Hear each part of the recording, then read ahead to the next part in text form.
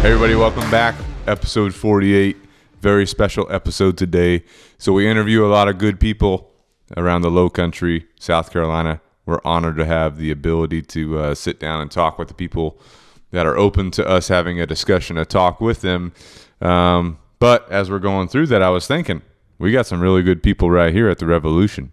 And I think it's worth getting some of their stories out. So today we're starting that series with Chris, the OG. Yo. As Kevin refers to him, the founding father of the professional dog trainers at the Revolution. So we're going to be going through a series. I'm going to be interviewing some of the staff and team members here at the Revolution. As time goes on, be mixing that into our overall podcast release. But today we got Chris Tipton. You might have seen him on some music videos. Might have some more music videos coming up. Possibly. Never know. We're going to deep dive into Chris, his background, his life, hopefully get some lessons learned, hopefully get some stories. He's been through a lot. So, Chris, thanks for sitting down with me today outside the normal scope of stuff. I'm sure we'll be talking about some dog training when we get to that section of your story. But first, wanted to start out, where you grew up at, where you were born at, your childhood, what was that like? Go from there. All right. Yeah. So I was born in Charleston, South Carolina. My dad was stationed here in the Navy. He was in the Navy. I think this is when they had sub guys stationed here. I don't think they do that anymore, but that's what brought us to Charleston. My family's originally from Miami. So I was born here in Charleston. Shortly after that, I don't know how long we were here, but my dad got out of the Navy and we went back to Miami. So I was there for early part of my childhood, probably till 6 years old, something like that. So the whole family moved down there? Back to Miami? Yep. Yeah. So all my family was in Miami, both on my dad's side and my mom's side. And so my dad was in Charleston while he was stationed. I was born here. Family was still in Miami. And then we moved back to Miami. And so I was there for my early childhood till about 6. And then we moved back to the Charleston area. I think Goose Creek area is where our first house was. And so I was here from first grade on. And then we so y'all lived in Goose Creek for a while? For a little bit. And then kind of landed in Summerville. Historical Goose Creek. Historical Goose Creek. Yeah. Interesting. Yeah. We were in Goose Creek for a little bit. I don't even really remember Goose Creek a whole lot but from what I remember, we were in the Ladson, Summerville area, neighborhood called Tall Pines. Definitely remember that house. And then moved to Sangaree, where my parents are still to this day. And so that's where I spent majority of my childhood there. And for those who aren't connected to the Tipton family, they have a tribe. We've got a compound. Yep, they got a compound in the neighborhood. Yep. Multiple houses right next to each other. They all just dominated. Yeah. They just took when domination. My parents bought that house, the second story wasn't even finished. Like I do remember that we were working on that. So we were living. I've got two other brothers, and so we were living on the first floor out of 2 bedrooms. My parents had what's now their office. They were there, and then all 3 of us were in one bedroom, one little tiny office. Right? Dang. And so we were, working on that house. There were 2 open fields next to that house. So there was no houses there? There were no houses. There was just 2 open lots. We used to play in those fields, hunt squirrels, all that kind of stuff. But eventually my mother's mom, we call her Gramita. She's Puerto Rican. She bought one lot, built her house there, and then my dad's parents built the other lot, built their house there. So that compound's still in place to this day. Good to go. And right behind the compound is a ditch. Little creek with a wood line there. Oh, yeah. And we'll get more into the significance of that creek later in the story. So you're growing up. Where'd you start out going to school at once you got back to Summerville? And then take us through kind of your high school time period. Yeah. So started out in public school for a year when we came back from Miami, and then very quickly went to private school, Northwood Academy. Went there for up until 4th or 5th grade, maybe. I think probably 5th grade was my last year at Northwood, and then just having three boys. 3 boys in private school was getting expensive, so we moved to public school. So 6th grade, I think, was my first year in public school. I was at Sangaree Intermediate. And you remember that transition that well? Yeah, it was rough, honestly. Yeah, what was it like? I mean, going from a private school, and I mean, my family, I grew up in the church. We're a very, very strong Christian family. I'm not going to say super sheltered necessarily, but yeah, a little bit sheltered from kind of like the real world. So going from, my whole life, and even in Miami, I was at a private school, and so I spent I don't know, I was probably first grade for like not even the whole year I was in public school. Not a big deal. We're still kids, that kind of stuff. But now 5th, 6th grade, I'm going to public school. It was kind of mind opening. I mean, drugs were definitely still, in school. People are talking about sex, all this stuff. I'm like, whoa, is this mind blowing to like a 5th, 6th grader, So it was definitely a shock, a kind of a culture shock. I was kind of weird, I guess. I was picked on a little bit just because of that background, like because I was a little bit sheltered and whatnot. But I feel like I adjusted relatively quickly, and then it was good to go. Just a little bit of culture shock, though, for sure. Good to go. So then you moved to the public school sector. Yeah. Talk us through significant events in high school. I know you were in the marching band. Yeah. So what kind of stuff were you started involved band at Sangaree Intermediate, so still in middle school. I had been taking piano lessons, since early on, and so I had a pretty good. We'll pause right there real quick. Yeah. I'll go ahead and tell the listener that Chris, if you don't know, is a world-renowned trumpet player. I don't know about world-renowned. We'll get into his story here, but he's played all over the world. Yeah, that is requested true. by name.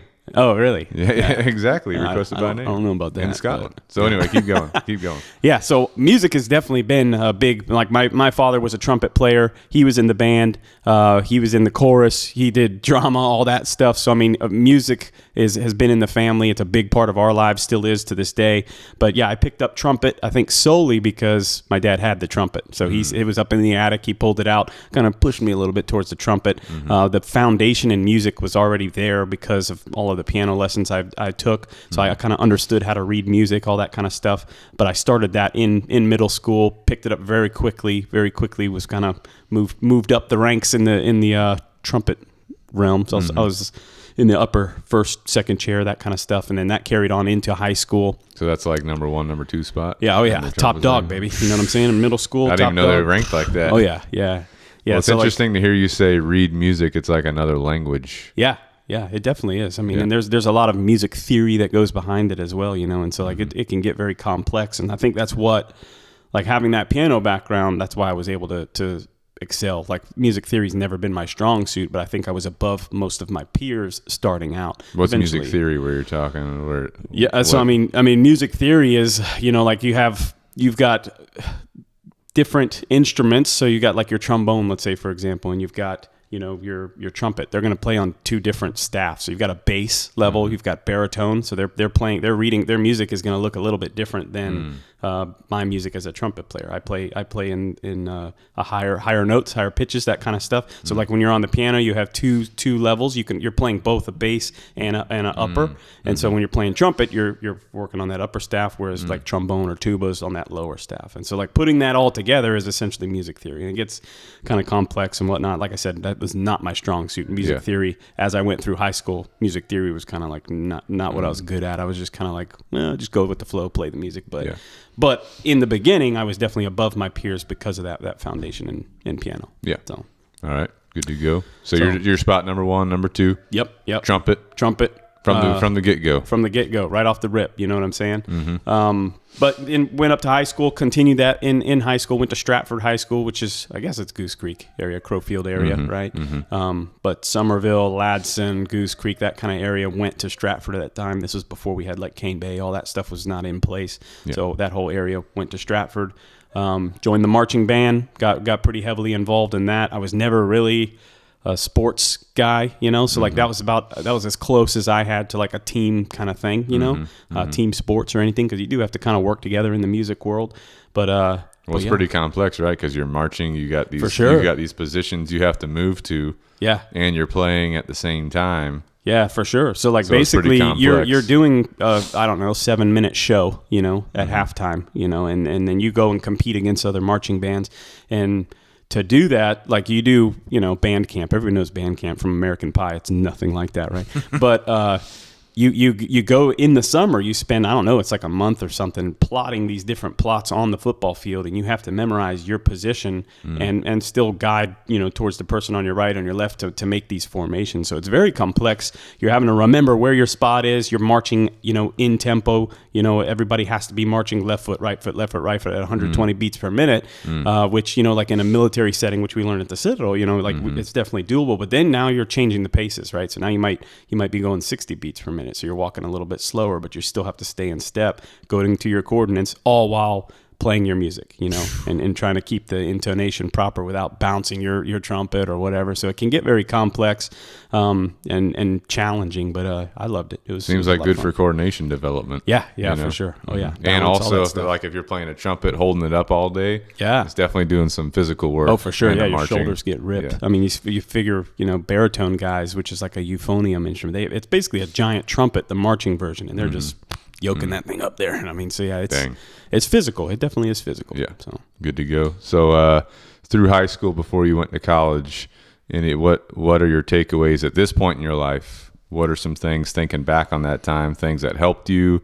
things that paid off for the long run? Yeah. Any lessons learned? I mean, it's hard to say. Like, obviously in the moment, you're not like thinking that way. You know what I'm saying? Yeah. I'm just trying to get by, just trying to get through, just trying to live my life, have a good time, hang out with my friends, all that kind of stuff. Yeah. A big part of my life, something that I started even before high school, was a program called Royal Rangers that both of us, you and I, were both involved in. That was through the church, but it's essentially a Boy Scout program, similar to Boy Scouts, just with a religious aspect. Better. It's just better than the Boy Scouts, Yeah.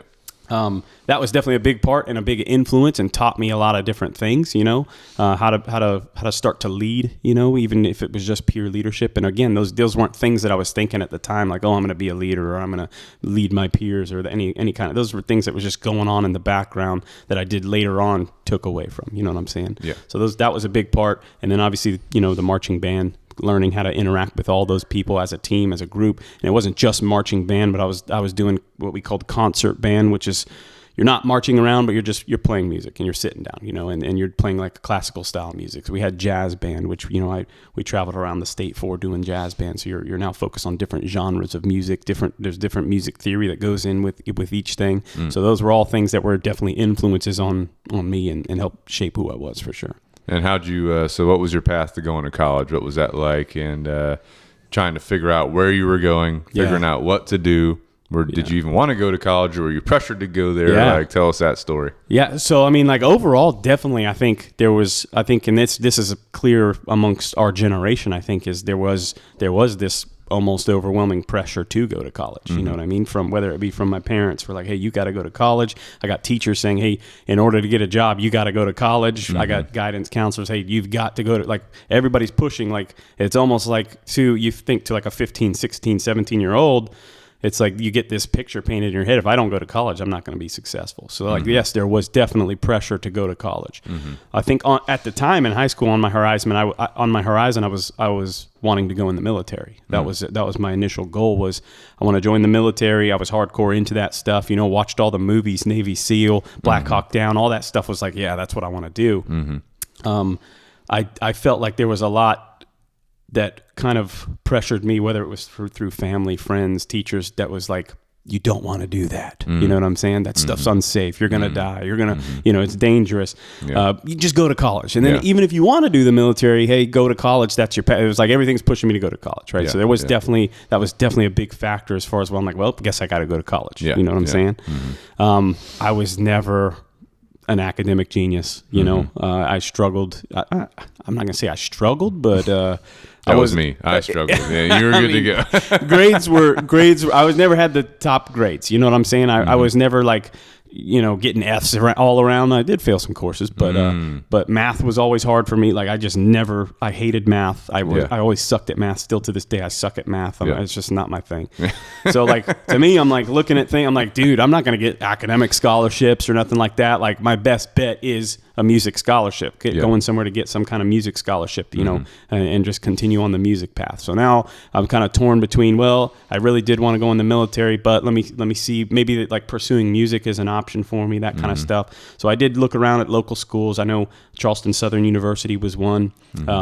Winthrop University was another one that I was interested in looking at. And then there was the Citadel, the military college here in South Carolina. The Citadel was obviously interested to me because I saw that as a clear path to going into the military, right? They were interested in you with that trumpet too. Yeah. Oh yeah. Well, I didn't know that at the time. You know what I mean? But so, I mean, I'm looking at, my main focus, I think, was Winthrop. So I went and visited the campus. It was awesome. At that time, I think I was single. I think I was, had a little love interest going on with Kelly, my current wife. But at Winthrop, your current wife, my current wife. At Winthrop, the ratio was like 3 girls to 1 guy. I'm hey, I like those numbers. Sign me up. They had an amazing music program. The dorms looked awesome, like some kind of fancy hotel or something. I'm like, boom, that's where I'm going. You know what I'm saying? And that was like if I wanted to pursue the music thing. And then I did a visit at the Citadel. So like you the did the prenup, I did the prenup. You did the prenup. Holy shit! Yeah. So like the visits at each thing were like way different, and then I think that had a big effect on me. So like at Winthrop, it was definitely like they're buttering you up. Hey, let's show you this. The cafeteria, the food, everything's nice. Like they're selling it. And I'm like, oh, this is nice. Yeah. The Citadel wasn't quite like that. There was a little bit of that, but then you do the pre-nob, and what that is an overnight visit. You stay in the barracks you like shadow basically a knob, which is a freshman cadet, right? And you're with them for 24 hours or whatever. And so you're really like, and obviously you don't see everything, right? You don't see. What was that like showing up for the pre-nob? Dude, it was like, honestly, it was like, holy crap. Like, this is insane. Wait, like, why? Whenever you show up, what happens? Because I never did the don't prenup. remember exactly how it goes. Like, you're with your parents, you know, and somebody's talking to you, doing the typical college pitch, right? And then there's like these cadets come in, they're knobs, all clean, head shaved, bald, tight uniform, everything's squared away, good to go, and you get assigned. They're just calling your name. You get assigned to this knob. Boom, you walk out. You're gone. Like, bye mom, bye dad. You're gone. Right, for 24 hours, you're with that knob. Did you get assigned a band company knob? Yes. Or you did? So I did get a band company. That was part of their thing. Like they want to pull like so the Citadel at the time didn't have like this amazing music program or anything because they don't even have like a music degree or anything. It's just like these are dudes that played instruments in high school. Let's recruit them, that kind of deal. So they do stick you in band company. So you're with that band knob. That knob basically is like, hey, my name's this.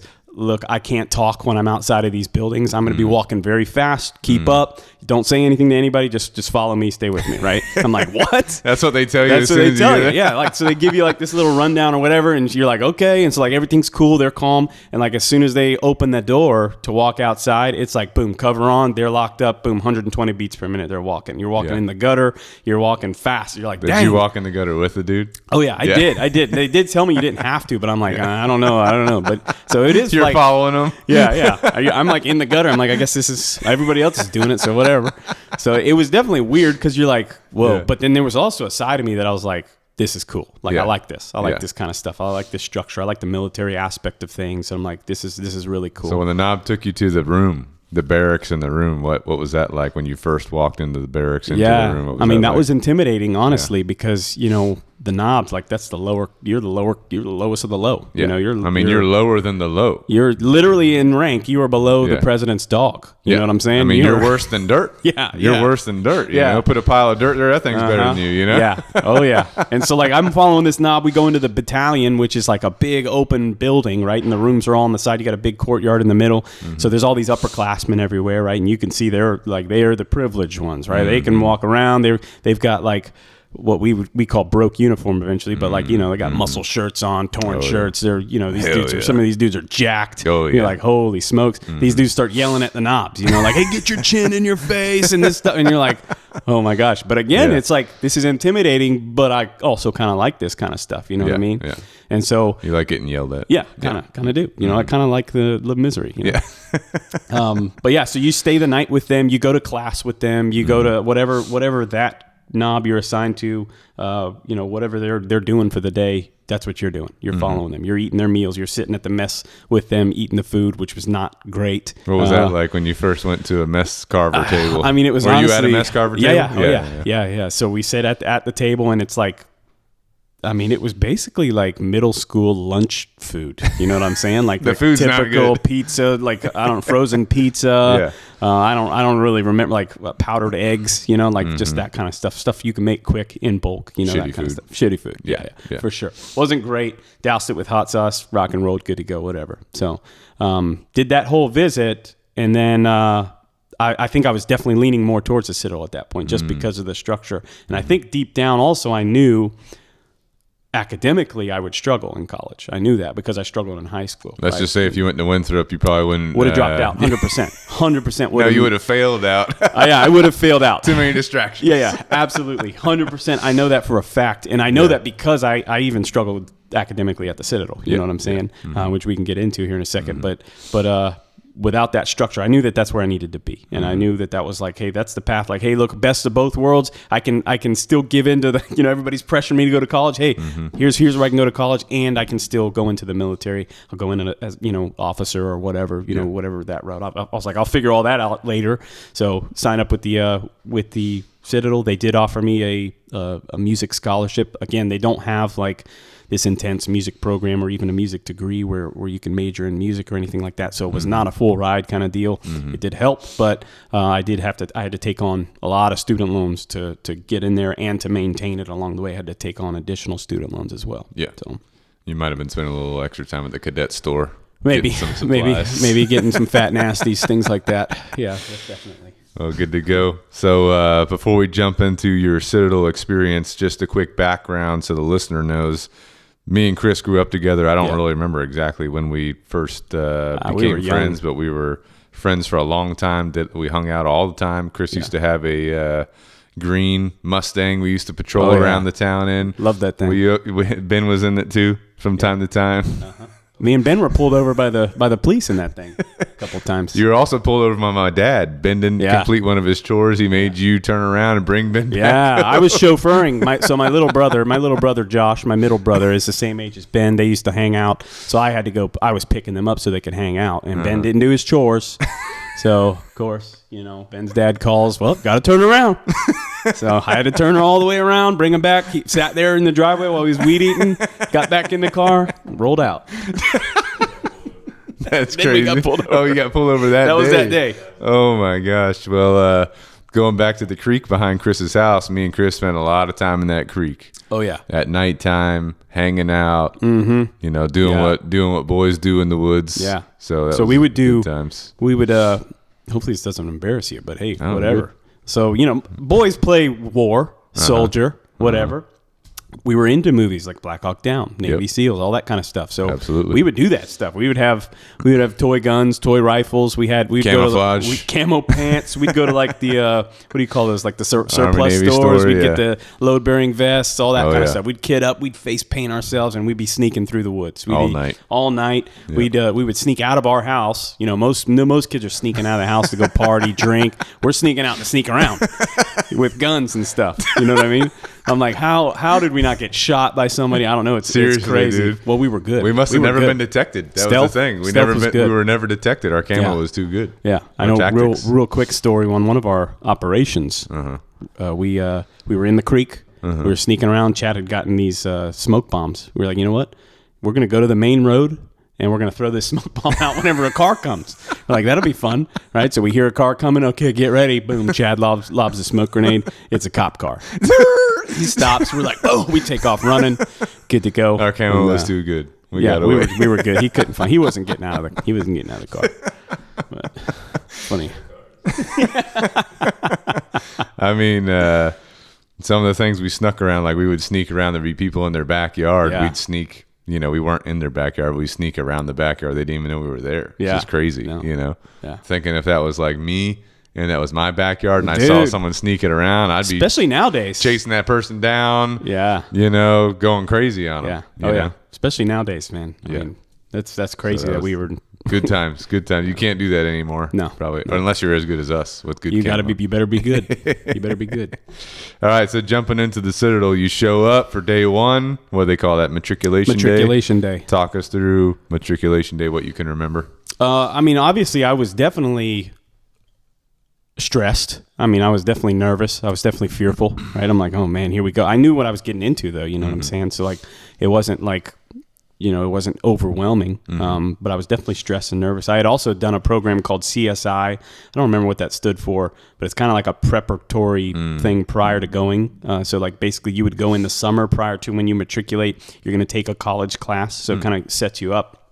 And then you get a little bit of the structure. You're living in the barracks. So I lived in the barracks for that 1 month. And then like that's run by cadets that are there doing summer school. And so it's laid back. It's not like they're in your face yelling or anything like that. It's pretty laid back, but you do wear like a white T-shirt with your name on it. Everybody's in some type of uniform, and then they start doing the PT stuff. And I will tell you this: they had I don't know who they are. There were these two chicks, all right, young chicks, I don't know if they were like cadets? grad students. I don't know. Oh. I don't think they were cadets because they never had like uniform or anything like that. I think they were PT like studs. they smoked the shit out of us. Yeah. And I mean, I credit my being physically prepared for the Citadel that first year is to them. And those I remember thinking like these ladies are gonna prepare us, really? Okay. Yeah. And I mean, like they were small, and I mean, I'm a small guy. They were smaller than me, Yeah. but I mean, Yeah. they were PT studs. They smoked us. And I mean, that got me prepared. And I did that like a month prior to matriculating, or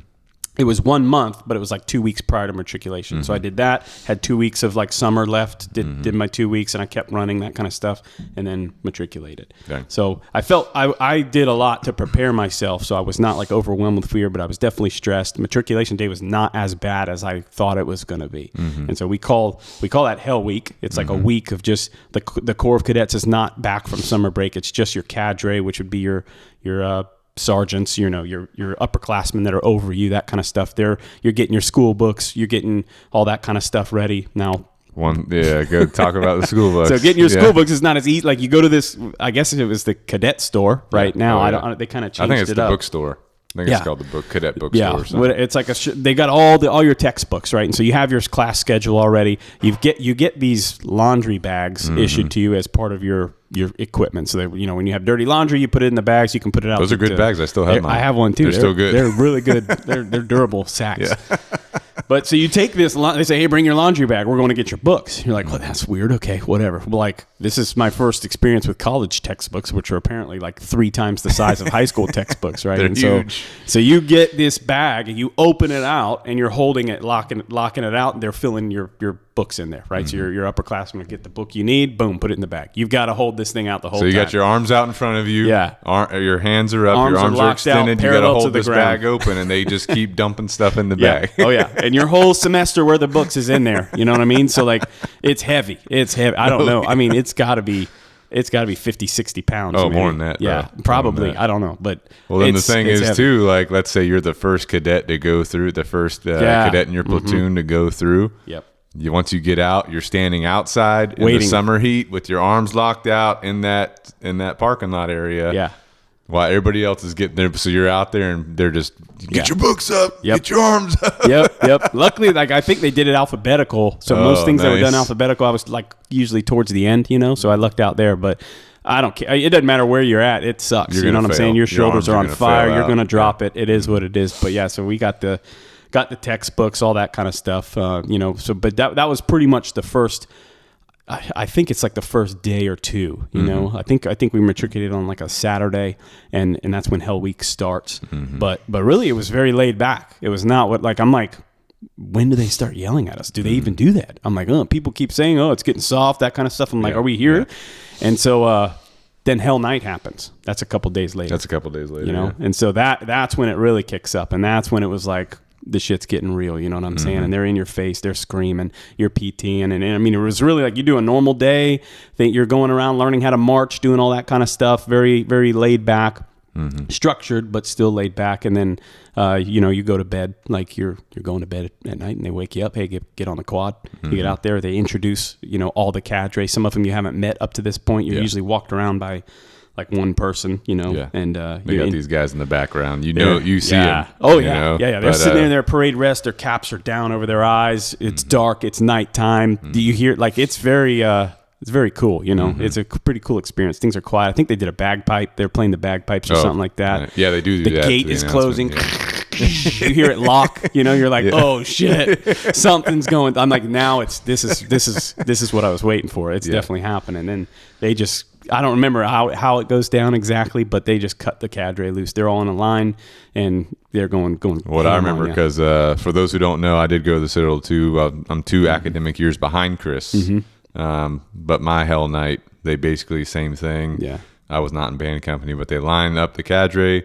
The company commander, I'm pretty sure, is announcing each one. Yes, Staff Sergeant Kirsch or whatever, and the dude looks up and then looks down again. Yep, exactly. And then I forgot what they said, but they say something, and everyone just explodes, and then they all the cadre just run into the platoon of knobs, and they're just in everyone's face, telling you to do this, telling you to do that. It's just overwhelmingly crazy. Yeah. Then they have you all run the stairs a couple times, and then just goes from shower there. PT, all sorts of crazy stuff. Well, I do remember like one thing. so when I was in that CSI program, the cadet that was doing summer school, leading us around, was also in band company, and he ended up being my senior mentor. And so he was also on cadre when I came in. So I remember when they're all lined up, I saw him there. I'm like, oh, cool. And I remember in my head, because he in came CSI, right for you. he's cool, man. He's like, dude, yeah, don't worry, you'll be fine. Band company's great. I'll take care of you. I'm like, dang, all right, I got somebody looking out. I saw him. I'm like, sweet, this guy's got my back. He beelined it for me, and he said something like, I own your soul now. And like, he's just going ham, like right up in my face, spits flying. I'm like, oh my gosh, this is real. And he ended up he's a cool dude. He was a good guy. But that was definitely, it was like, that's when shit got real. And that's kind of what I expected, all that stuff. I was just like, when's it gonna happen? So I knew it happened. It went down, and from that point on, it was like hardcore. You're a knob. You've got no privileges whatsoever. You got to walk in the gutter. You can't walk across the parade deck. You got to walk a long way around campus. You got to walk behind battalions that aren't yours. You basically out of sight. Use the side doors, use the back doors to buildings, different things like that. So like that was knob year. A lot of strict structure. A lot of. Well, at the end of the Hell Week, the Corps of Cadets, they come back. And what they do is they take all the knobs, they put them on these buses, they take them out to the Citadel Beach House. Hey guys, have a nice. Hey, good job finishing Hell Week. You guys did great. Have a good day at the beach, They have like a cookout, and then you come back from the beach. Yeah. And all of the Corps of Cadets has come back and moved in. They're all moved in, and they're waiting for you. Yeah. And these dudes, like, they were fresh off summer break, so they got like beards and stuff. They're looking all manly. They're looking wild. You're like, holy smokes! And I remember, like, because they just march you in, and so like the Corps, everybody's out on all. It's like all the battalions are 4 stories, so all out. Everybody's out screaming, throwing trash cans, lighting fireballs, like rolls of toilet paper, just Q-Tex. I mean, insane. And that was definitely like, oh boy. Then basically your cadre. From what I remember, you're down the quad. You hear everyone going berserker. Yeah. And then, you guys live on the first floor in band company. We were on the first deck. So, what company I was in, I started off in Papa Company. We were on the 4th floor or the 3rd floor. And so they send you up the stairs, and as you're going up, everyone's attacking you. Yeah. Getting after you, pulling you to the side, having you do this, having you do that. So I don't know how it was for band. It was similar, like, because we didn't have the stairs because everybody is on the 1st floor. Yeah. But they would dismiss us from the upper class side of the 1st floor. So to walk, so you have to walk all the way around, because you're not allowed to walk the quad either. Right. Right. So same principle. You're still getting hounded by all the upperclassmen. You're like, who are these? They turn you around. Animals? They make you go the other way. Then someone else turns. So you're just going back and forth. Oh yeah. I think one person even sent me up the stairs. Like, hey, go up to F Troop, and then it's like now you got F Troop, another company. Like, who the F are you? Yeah. Like, get out of here, and band F nerd. Troop's known to be hardcore. They're pretty F hardcore. Troop's known to be hardcore. Yeah, they're hard. They're hard dudes. That's good times, dude. So just give us a quick other things you remember from Knob year. Some significant events, lessons learned, stories you have. Yeah. So again, even in that perspective, I don't think I was thinking of like developing myself as a leader or anything like that. But I think definitely, like, yes, I did experience some of that team mentality with the marching band, things like that. But I didn't have sports, which I feel like sports, you're kind of in the trenches, you know what I'm saying? More so than marching band. So I didn't experience that kind of thing. So at the Citadel is where I'm really getting that kind of experience, really getting like a brotherhood, you know what I'm saying? Getting close with your classmates. You're getting hazed together. You're getting beat up on, all that kind of stuff. So like I really got close to a lot of my classmates knob year, which is what's supposed to happen. We worked together to weed out people that didn't need to be there, you know what I'm saying? And the system kind of works itself out that way. So that was a big takeaway for me is how close we were as a class. And we were a little bit rebellious together, even in our late, like even as a sophomore, we were still in the lower class, but you're not a knob. We kind of were like, we were just a little bit rebellious that way. But we were tight. We were very tight. I remember, I don't know how. I don't want to give too many stories away, but you can get into it. I do. I remember. Hey, to be honest, they probably don't do a lot of stuff that we went through. Yeah, for sure. And there's hopefully, maybe people, there's like a statute of limitations. People can't get in trouble with that stuff. But, just don't throw any names out there. I remember, one of my classmates I was really close with, best friends. And there was a time like we went to an upperclassman's room, and they told me, "Hey, just lay down." You were invited? We were invited. Okay. Yeah. Hey guys, come report. It was one of my cadre sergeants. Here we go. He took a liking to us. He found out I was Puerto Rican, even though I don't look. I'm a white boy, but he was Puerto Rican as well. Found out I was Puerto Rican. He's like, and he kind of bonded with me. Said, "Hey, you're going to be doing some stuff for me," that kind of thing. So yeah, I reported to his room, and he's like, "Hey, just hang out, just lay down. You're going to lay down on the floor." I'm like, "What?" So yeah, I lay down. I'm laying on my back. I'm looking up. He asked my buddy to report with me. So my best friend, he's with me, right? Oh shit. He's jacked. He's a football player, ripped. Yeah. You know, he gives him a dumbbell. I don't know. It was like 30 pounds, 40 pounds, something like that. He has to lock this dumbbell out in front of him, right? And it's his arms are parallel to the ground. He's holding this dumbbell over my face, right? So it's like over my face. And, they're doing some other things to him. But basically, I'm like, he's going to drop this thing on my face. And I mean, there was a lot of situations that went on like that. But I mean, probably some situations that went a little too far, like there were things that take ways that I was like, I'm not going to do that when I'm in that position. But it really did bring the class together. You know what I'm saying? Like there were people that were eventually run out of our class that just couldn't hack it. They weren't brought into that kind of stuff. You know what I mean? Yeah. And so like us as a class, we worked together to get people that didn't need to be there out. You know what I'm saying? Yeah. But yeah, that's probably my biggest takeaway is the camaraderie for sure. Definitely good camaraderie. Definitely good times. Yeah. You know what I'm saying? I remember our upperclassmen, which were our cadre, were your classmates. Yeah.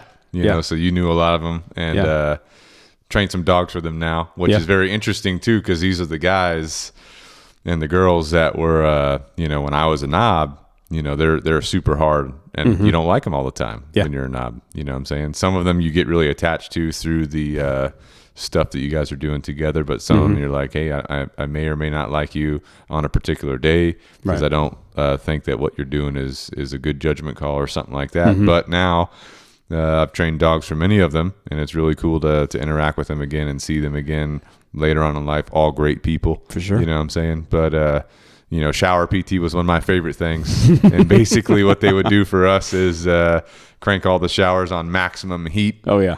And there's like 5 nozzles in the shower. Yeah, bay. All the showers are just like nozzle.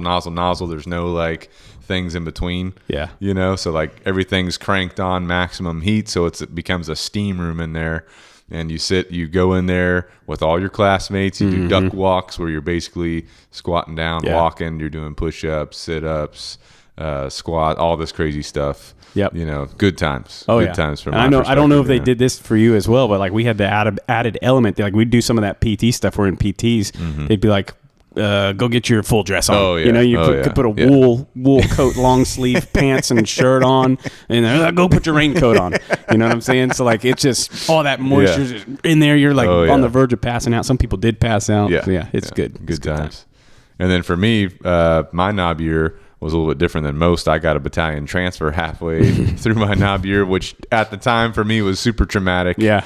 That's a big deal. It's a big deal when you're there with your classmates. You're bonded. I got a battalion transfer because of some things that happened. But anyway, so I transferred from Papa Company, which is 5th Battalion, which they call the Lost World, because you're kind of off to the side of the other battalions. And they were transferring me to 4th Battalion, which is called the Zoo.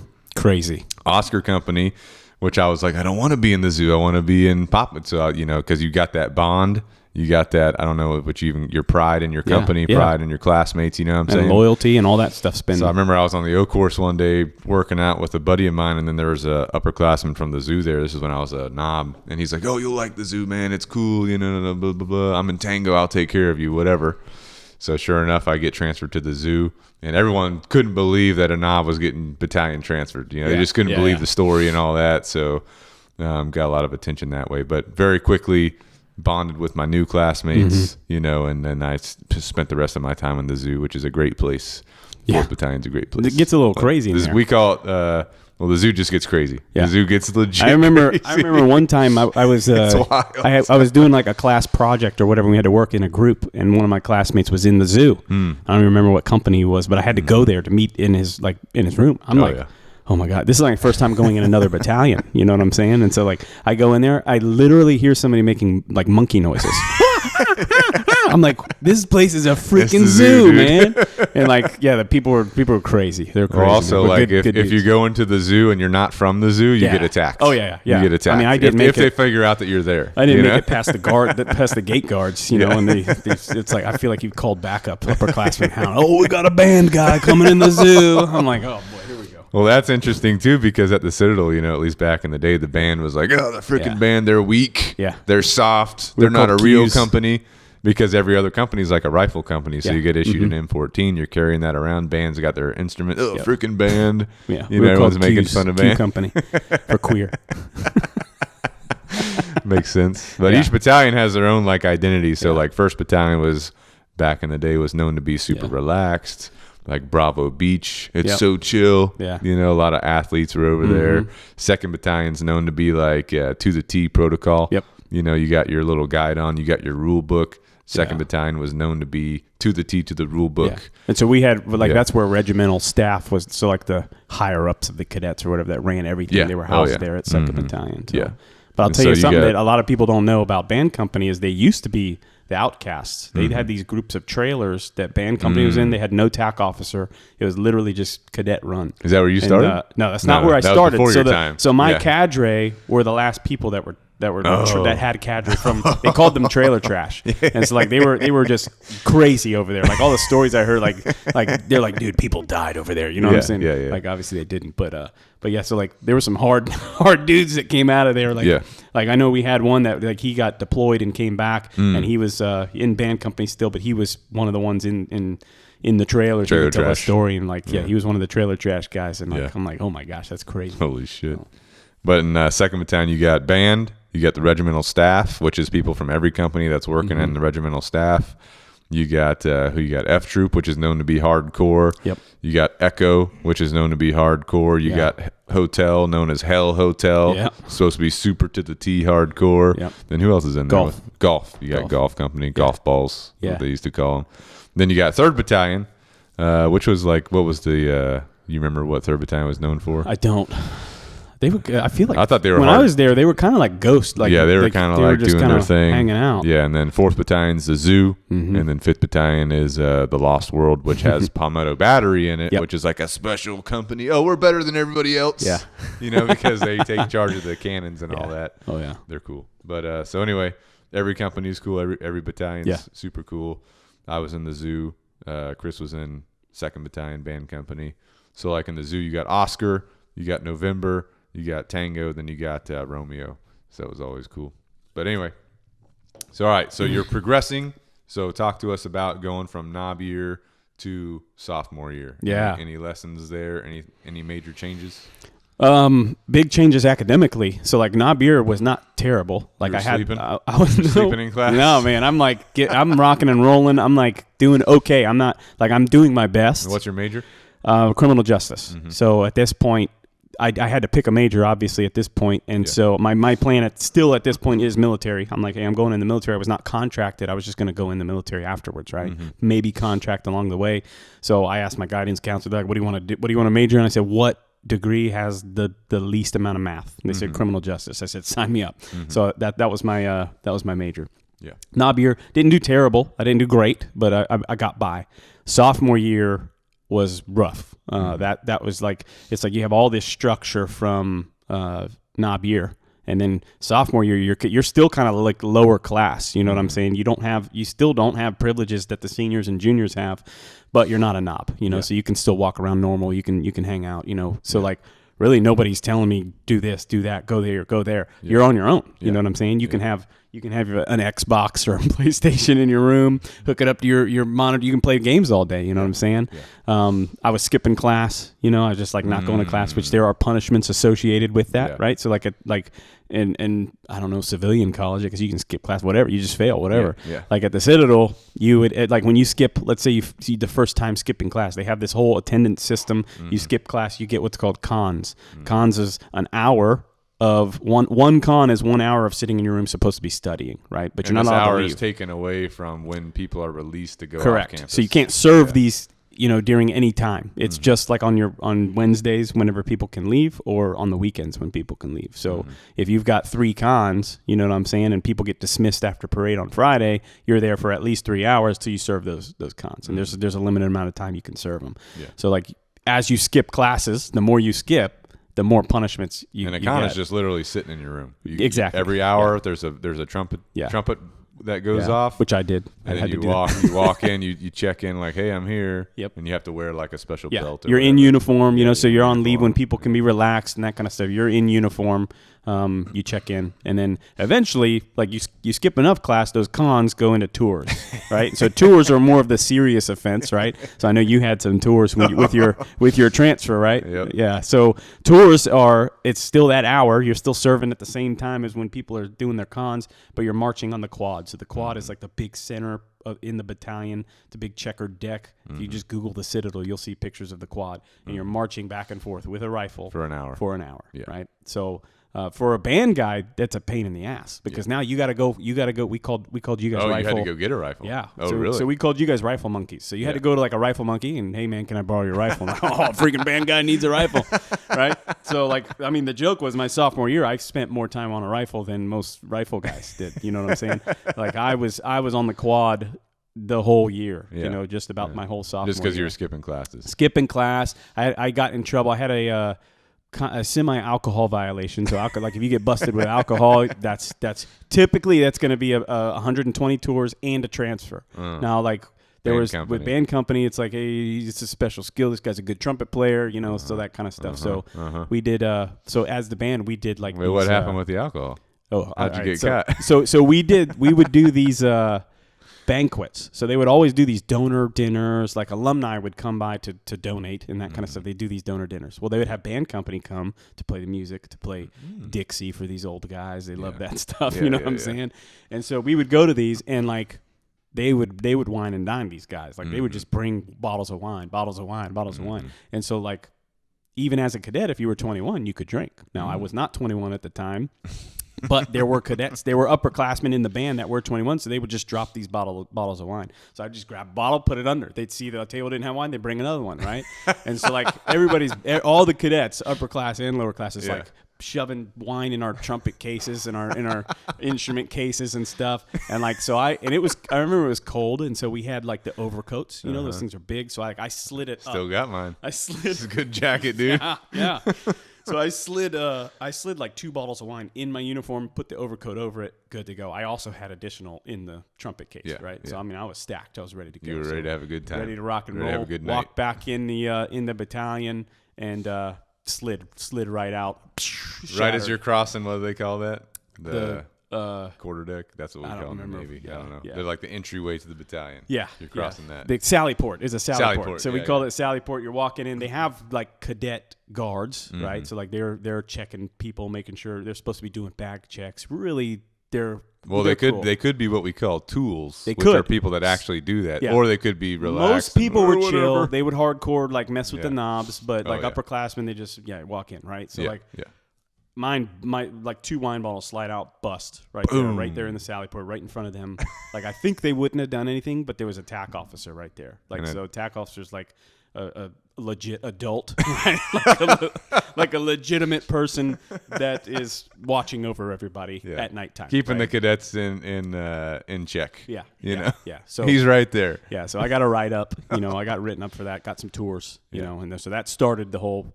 That in conjunction with skipping class, that kind of stuff. I was doing a lot of tours, that kind of stuff. So. That was the big, I definitely struggled sophomore year, struggled academically. I failed some classes, that kind of stuff. I think the whole time, out of all 4 years, every summer I had to do summer classes just to stay on track, which is, again, more student loans to be able to pay for those classes in the summer, that kind of stuff. So I remember sophomore year, and I think either you or someone else told me it's like that time where you're lost. Yeah. Because as a knob, you're told to do everything. Everything's laid out strictly for you. When you get into junior and senior year, there's more stuff going on. When you're a sophomore, no one cares about you. Yeah, you don't have rank. You don't have rank. You don't have privilege. You don't have any responsibility. You're just doing your thing. Yeah.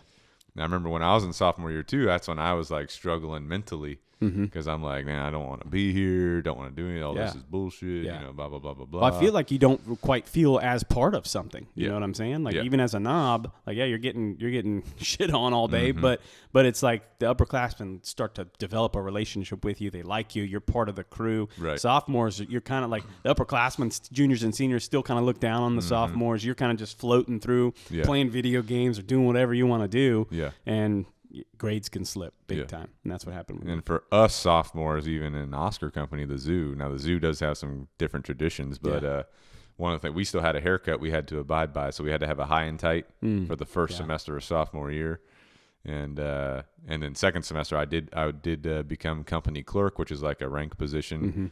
You know, there's only 2 of those. There's only 2 clerks in per the whole semester. sophomore class. Yeah, in the sophomore class. So it's like a prestigious position. Yeah. Me and my brother Ben Easley held down Oscar, and Ben Easley was another transfer. He got transferred to Oscar from F Troop. So me and him were like the misfits, and here we are. We made the clerk position. You know, nice. So we had some good times. But anyway, so that was sophomore year, and then you moved into junior year. Yeah. What happened there? So junior year, I did hold rank. I was a cadet staff sergeant. You were cadre, right? I was cadre, so I was on cadre. I was in the group that was training the new intakes. You know, the new knobs coming in. So you were squared away. I was squared away. So like we did have, like at the time that I was there, I don't know if it's still a thing. We did have what we called Q rank, and then we had cadet rank. So Q rank was like band rank, right? So like if you were a section leader, let's say you were the leader of the trumpet section, which I was, right? Then you would have rank, whether you're a cadre or leading or doing some kind of cadet position. You just get, it's like free rank, right? I think they did away with it because it was kind of dumb. Yeah. But that's what, like, so I was a squad sergeant. Normal squad sergeant would be a sergeant. So I was a staff sergeant, cadet staff sergeant, because I had some Q rank as well. So with the knobs, you were a squad sergeant, but Correct. in technicality with the band, you were a staff sergeant. Because I was over the trumpet section. And then I had a squad. Well, let's just break it down for the listener real quick. At the Citadel, you have a platoon. It's usually 4 squads. Yep. In each squad, you have the knobs or the upperclassmen, because if you're in an upperclassmen platoon, you have upperclassmen. But each squad will have a cadet corporal, which is a sophomore. Yep. Then each squad will have a cadet sergeant, which is the leader of the squad leader. And then in charge of those 4 squads, you have a platoon sergeant, which is a staff sergeant cadet, junior. And then in charge of that, you have the platoon leader, which is a cadet senior. It's like a senior officer position. Yep. And then each company has like 3 or 4 platoons. Yeah, we had 3. And then you have a company staff, which is your company commander, which is a senior, company XO, which is a senior, a couple juniors. You have the 2 company clerks. Then you have battalion staff, which is more seniors, more juniors. Then you have regimental staff, which is in charge of everybody. So that's kind of the chain of command breakdown. Yep. Yeah. Good to So go. you were a sergeant. You had a squad. I had a squad. Yep. So I had a squad, and then typically like either that corporal sophomore position would assist in the Hell Week when you're teaching, right? So mine was the our platoon sergeant. He was over the whole platoon. He helped me out. So I was primary over my squad. He would assist me, and then we'd kind of just switch back and forth and whatnot. So I had a squad that I was responsible for in cadre. So like during this time, I think I'm starting to really develop myself as a leader, starting to kind of figure out what works. Like I'm like, oh, I'm going to do what my sergeants did, but I knew I wanted to tweak some of it. Like I mean, you can ask some of the guys that I had. I definitely did some hazing, I'll for sure. But hazing is amazing. Hazing is amazing. It's good. I mean, it literally character development. It definitely develops you. You know what I'm saying? So like, I definitely support hazing, but it needs to be done right. Bingo. So like, think about it in perspective here. What the Citadel, we've basically got a group of 17 to 22-year-olds, and they're basically just running the show. Very minimal true adult supervision, so things can get out of hand. You know, and I don't know. I think it's called The Experiment. There's a movie. It's based on a true story where they basically took these people. They made this one group the guards, these one group the prisoners, right? And like psychologically, what's going on? And like I compare that to the Citadel a lot because like things can go way too far to where it's like, this is not good. So I definitely was like cognizant of that and wanted to balance that. This is where balance started to kind of become a big part of my life for sure. Well, real quick, the knobs that you were training when you were cadre were my classmates. So when you were a junior, I was a knob. Yeah. And You know, and you've trained dogs for them. Yeah. A lot of the guys that you were in charge of, you have relationships with today. For sure. Dog training with them, maintaining those relationships, and that just tells you that, hey, if it was really that bad back then, they wouldn't want anything to do with you today. No. But it is a bonding experience. It is. And it's because it's like at the end. So like at the end of knob year, you have what's called Recognition Day, right? And this is called that because your upperclassmen recognize the knobs as people, essentially. You know what I'm saying? And so it's you're part of this process. You're digging deep, and I mean, you can look up videos of Recognition Day. Knobs are crying. It's a very emotional thing, and it does form a bond, even though it's hazing, right? It is. I believe it's a good thing overall. Yeah. You just gotta put some limits on it. Yeah. That's any stories that you can share with what you went through with some of your knobs, maybe?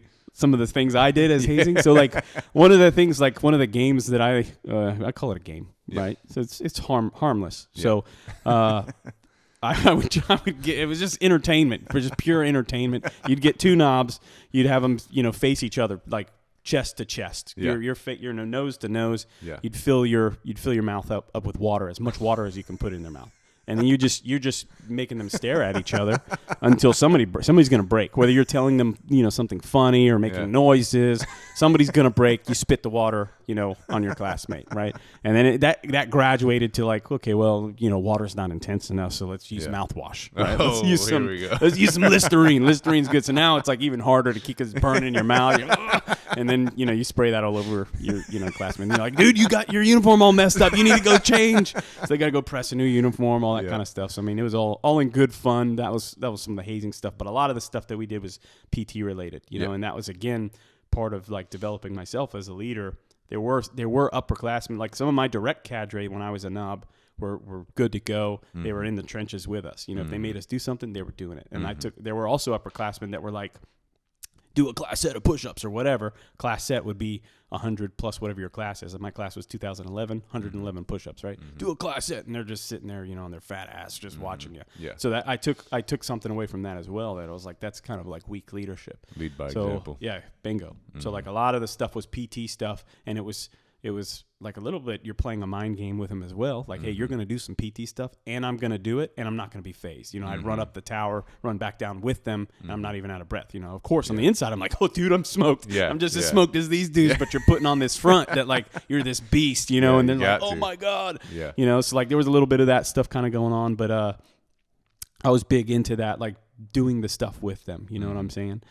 Sweep detail was a big part of what I did. So like I would wait, at least during cadre, right? So like after cadre, I didn't do it quite as much. I let some of the other squad sergeants do it, and I've kind of fell into the distance. But waking up early, you're out there before the knobs come out online. You know what I mean? You're there waiting, ready to go. Hey, let's go. Sometimes I'd already be in push-up position. We'd start with push-ups. You know what I'm saying? Yeah. So like that was a lot of... A little warm-up, no biggie. And sweep detail, you're just basically sweeping the battalion, but it's PT. It's basically PT. You're running and sweeping. You're probably making more of a mess than anything. I mean, actually, it's pretty effective. It is. It does it keeps the battalion clean. Yeah.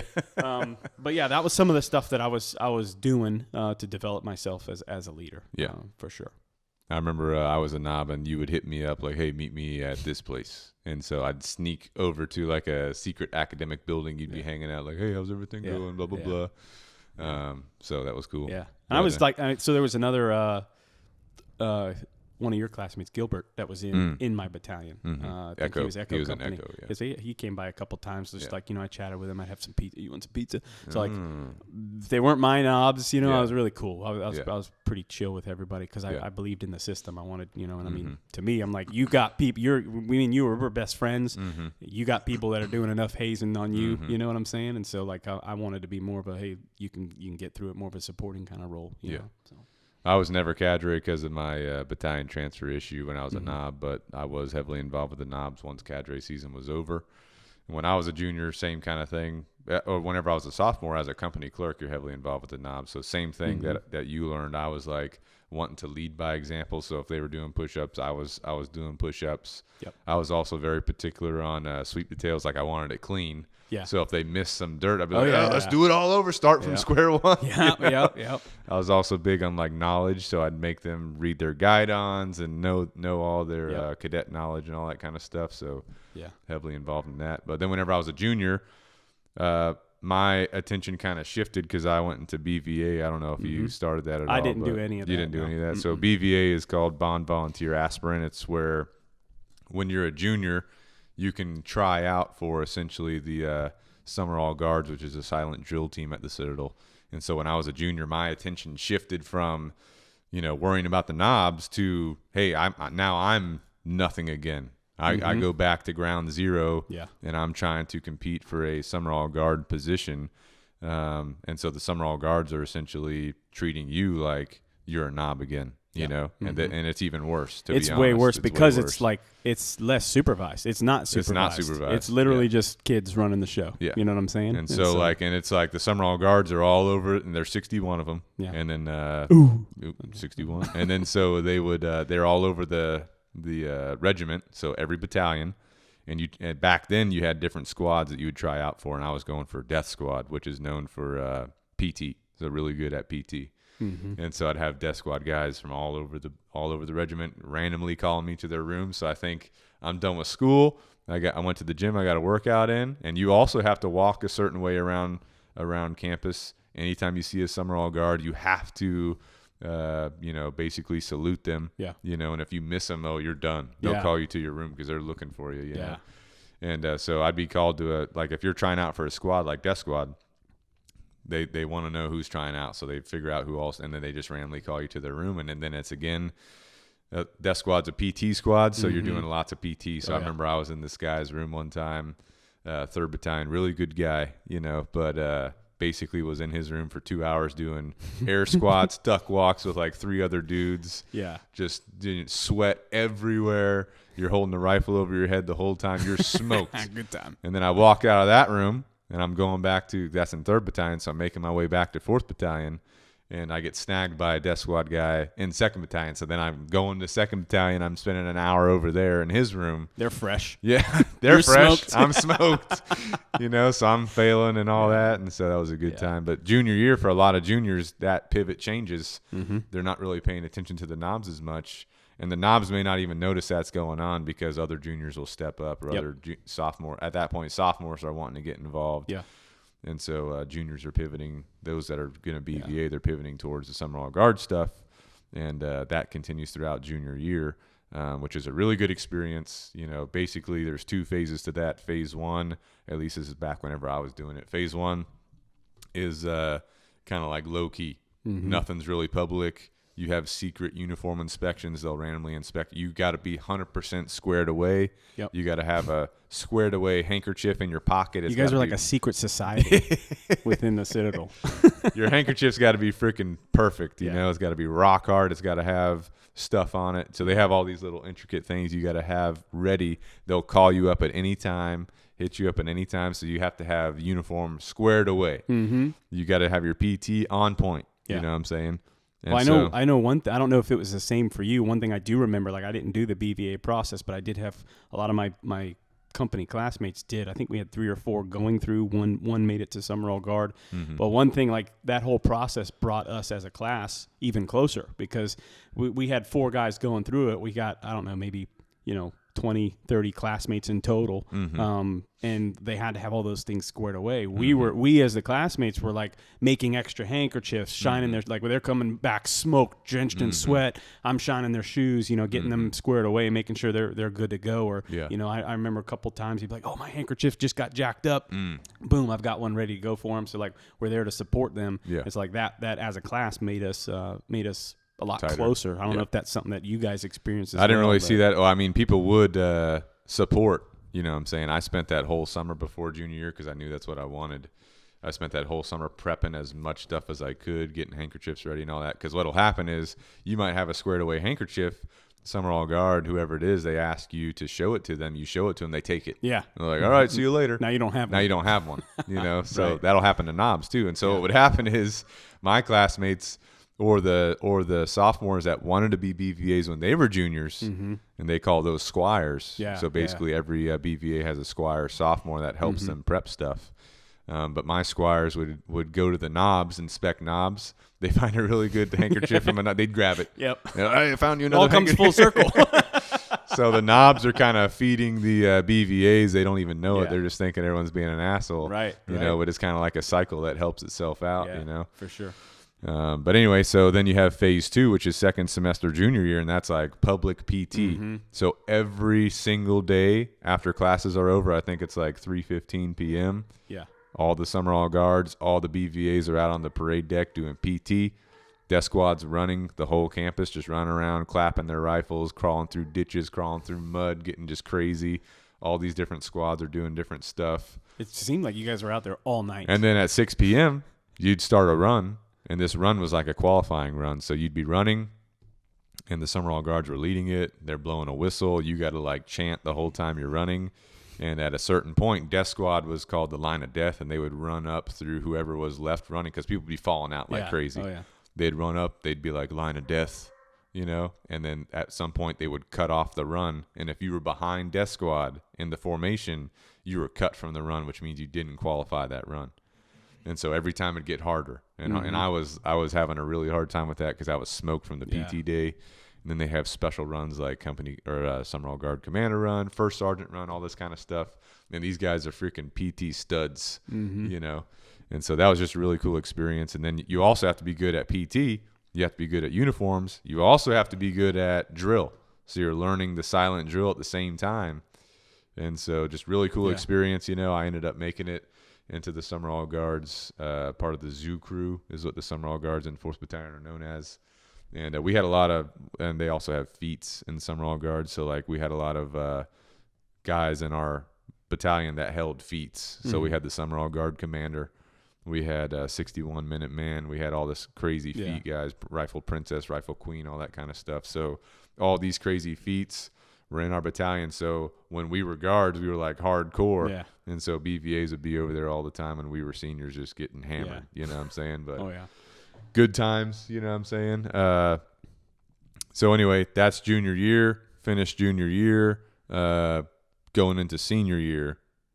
So what's going on going there? Into senior year, I think junior year I got into a little bit more trouble. I don't remember exactly what I did. You did get in trouble. You were at the campus a lot. Yeah, so I had tours. I don't remember exactly what it was. I know we did have like a hazing incident. I don't remember if that's what I got tours for or not, or if there was another alcohol incident or what. I don't remember exactly what it was, but towards like mid, because like I said, I was hardcore into the cadre stuff. After the cadre stuff, I was letting a lot of the squad sergeants take over and do their thing. I'm kind of resting, relaxing, recouping from the whole cadre period because it's taxing for sure. Mm-hmm. Still being involved, but somewhere along the line there, I got into some more trouble. I was doing more tours, more punishments, things like that. I think I actually lost my rank. I got demoted to private. Oh, shoot. I believe it. That's how it was, either somewhere between that and then, or possibly. Oh, I remember what happened. I remember you got caught doing some push-ups with some knobs. Might have been, So might have been something like those, that. Yeah, something like that. Yeah.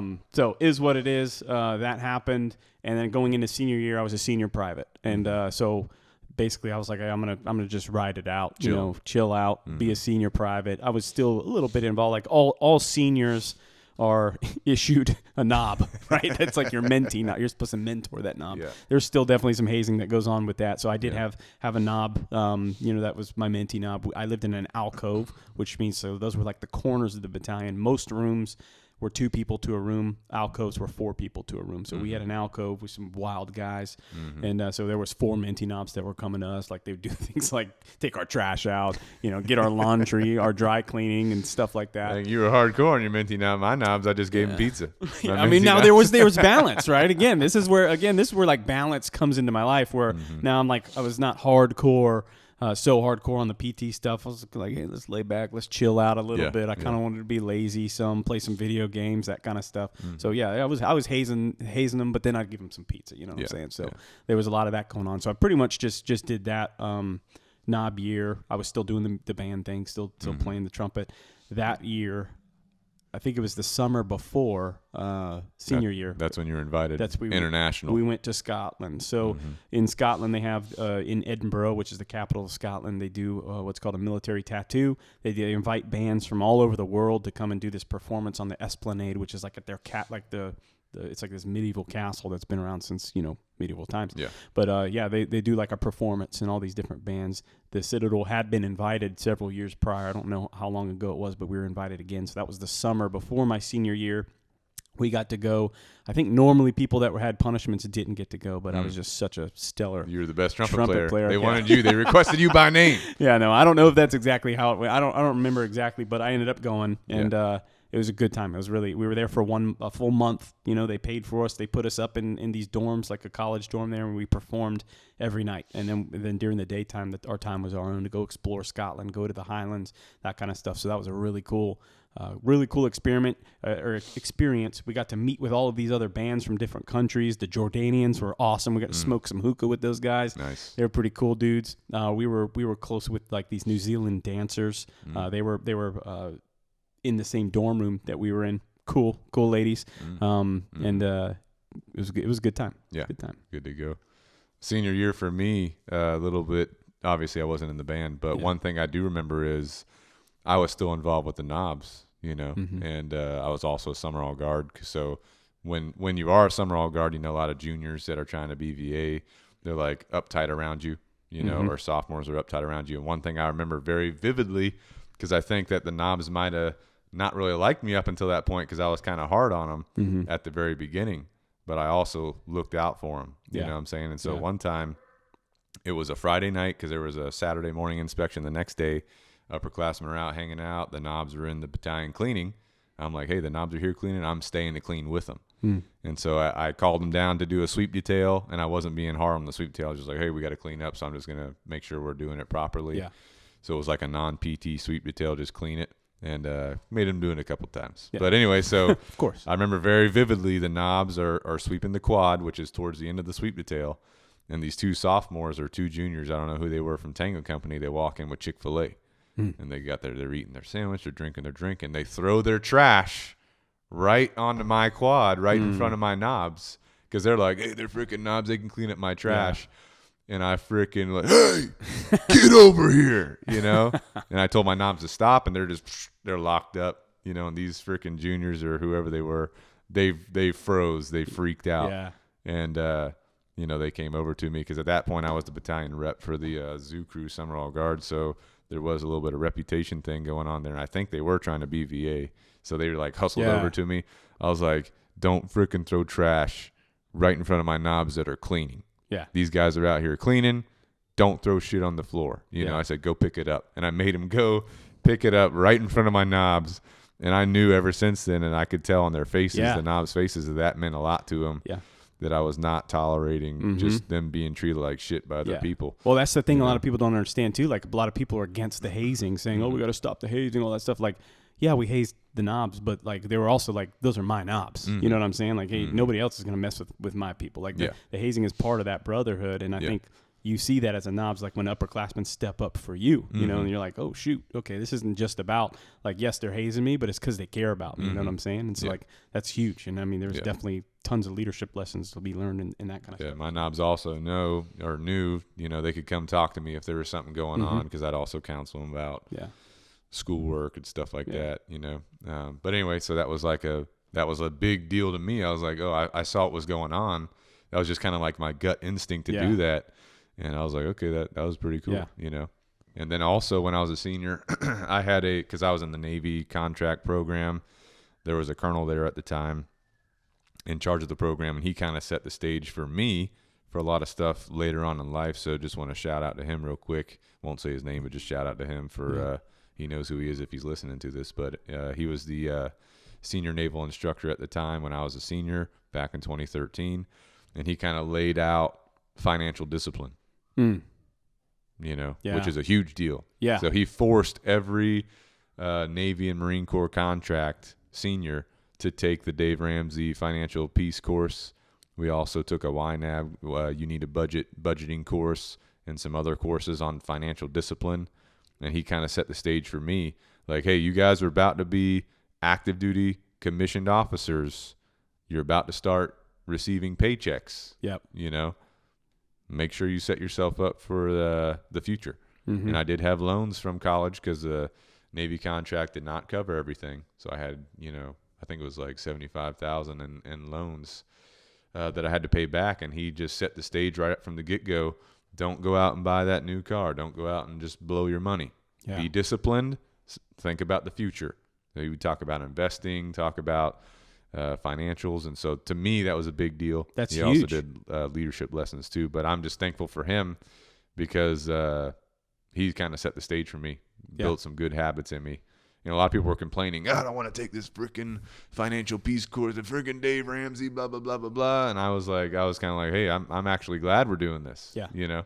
That was me. I was that guy that's like, I'm not listening. This is boring. I don't like math. Money is math. You know what I'm saying? Like, I was literally, so dumb. You know what I'm saying? Like, dude, I'm not paying attention to that stuff. I'll figure that out later. And that really bit me in the ass. Like, it wasn't until recently here in my life that I got all that stuff under control. Yeah. You know, so that's a huge deal for sure. 100%. All right. So we finished up college, and then kind of fast forwarding a little bit, you get into law enforcement. So talk to you start at Summerville Police Department. Talk to us about starting law enforcement, going to the academy. What was that like? Yeah. So, honestly, the academy, I did not find it to be very difficult. We just finished 4 years. I just finished the Citadel. You did a lot of tours. I did a lot of tours. I was under a lot of structure over 4 years. I did have like a little break. I didn't immediately go into law enforcement. I had it was probably like, I don't know, a good 6 months, where I was doing some gutter work and stuff. Shout out to Vinny. Free flow gutters. Vinny, good to go. Free flow gutter, hey, legit. Best gutters in the If you need area. gutters or you want him to check your gutters, seriously, free flow gutters, good to go. Oh yeah, and Vinny was a reserve officer. Oh really? Too. So like he's a good dude. Yeah, he took me kind of under his wing to show me the gutter stuff, but he also knew like, hey, I was trying to get into law enforcement, so the gutters thing wasn't going to be long term for me. So I definitely appreciate him giving me work and that kind of stuff, so I could survive during that time.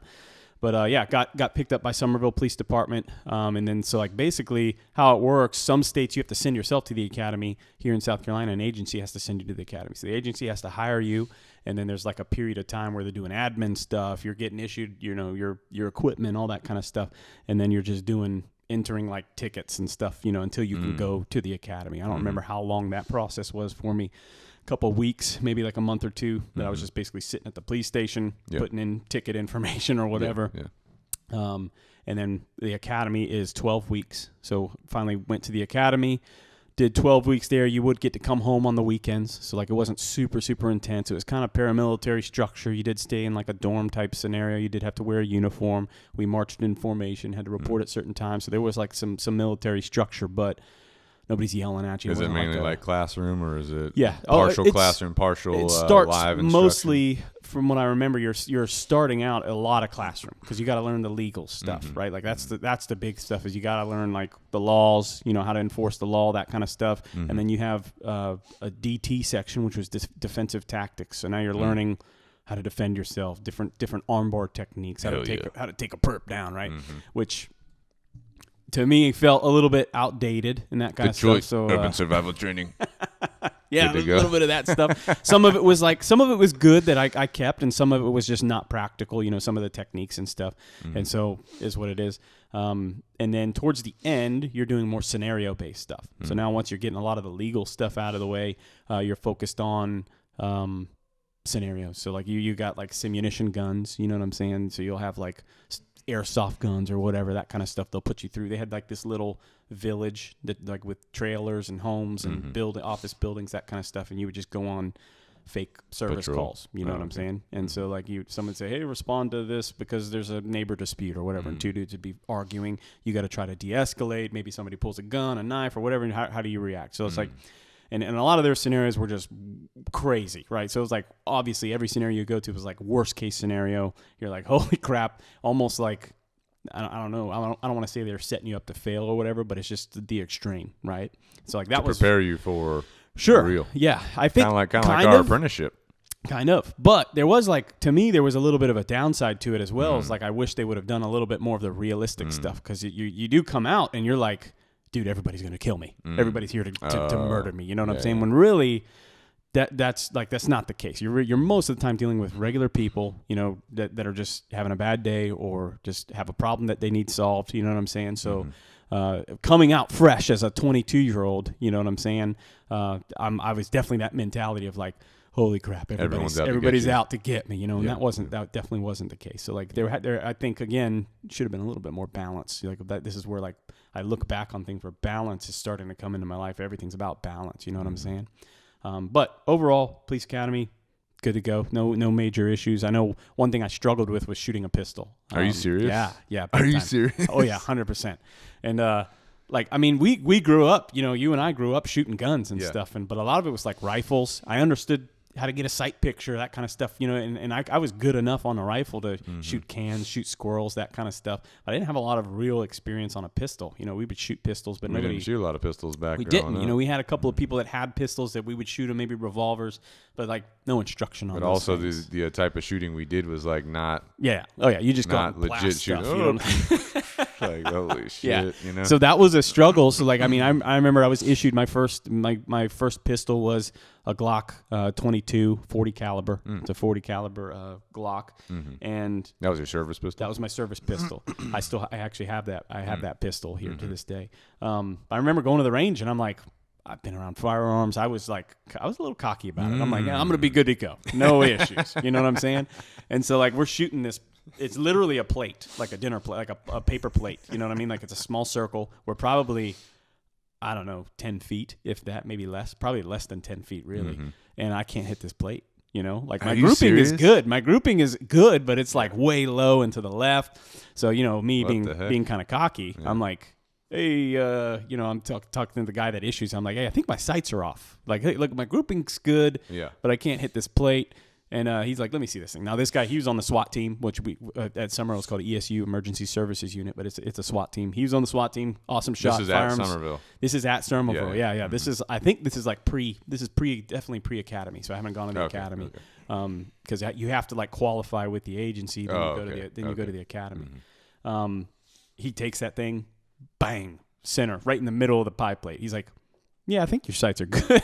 You know, kind of being a dick, but also putting me a little bit in my place. So I had a lot to learn about shooting a pistol for sure. That was new to me. So I definitely was not like a sharpshooter or anything like that. I got by. Like I had to take it on myself. I'd go like on my off days, things like that, while I was doing the admin stuff. Go to the range, you know, take a box of 50 rounds. So you had to practice your skill set outside of your work. Yes. Oh yeah. I had to develop that myself because like I have to, like they're telling me, dude, you got to pass the academy test. You got to be good to go. And it's like, they're not going to sit, like, this is the grown up world. This ain't college. You know what I'm saying? Like, hey, we're not going to send somebody to babysit you. Go figure this out. You got to get good at this, you know? So I on my own, I went and it was just through literally trial and error. I wasn't like looking up things, reading books, like asking people for advice because I was like new at this agency. I'm not like, I don't really have any mentors or anything, so I'm just figuring this out on my own. Yeah. And I got good enough to where I'm like, okay, I can get rounds on the target. So I was good, and so I ended up getting through that. One of the firearm instructors does stand out to me at the academy. A lot of the instructors were like, you know, type A personalities, flexing, that kind of stuff. You know, I do remember he was a DNR guy. And so like they would assign these firearms instructors over like two police cadet guys or whatever, your recruits or whatever. And so they would kind of supervise you. This guy was really cool. I mean, he was like kind of analyzing what I was doing. Like all my rounds were going low and left, but still on the target. So he's like, you know, adjust your grip, do this, sight picture. He's starting to lay the foundation, what really became like a passion to me for firearms, you know. And so he was really cool. Like he just wasn't overbearing and like, you know, like trying to be intimidating or anything. He's just like, hey man, you're a good shot. Let's try this, try that, try that. And so like he was just in that short time. I think it was like 1 week we spent on firearms. In that short week, I was improving a lot thanks to that guy. I don't even know his name, but he was good to go. Yeah. So got through the academy, did graduation, and then basically you go into what's called a field training program. And so you are put, now you're on the street, you're a certified police officer, you know, you're LE1 status, good to go. You can arrest people, you can enforce the law. You're now with a field training officer. And so this is a police officer, a veteran police officer that's been around a while, and their job is to train you. And so you go through different phases of field training. The first phase is basically like you're shadowing, you know what I'm saying? You're watching your field training officer do the job. You're riding shotgun in his car. He's making the arrests. He's responding to calls. He's doing all the paperwork. You're kind of watching. Phase 2, you would shift your shifts. So like I started out on day shift, and then phase 2, you go to night shift. You start to take over a little bit. You're still, you may be riding with your FTO, you might be driving and he's riding in your car. You know what I'm saying? But you're starting to kind of take over. They're still kind of primary as far as the interactions of people.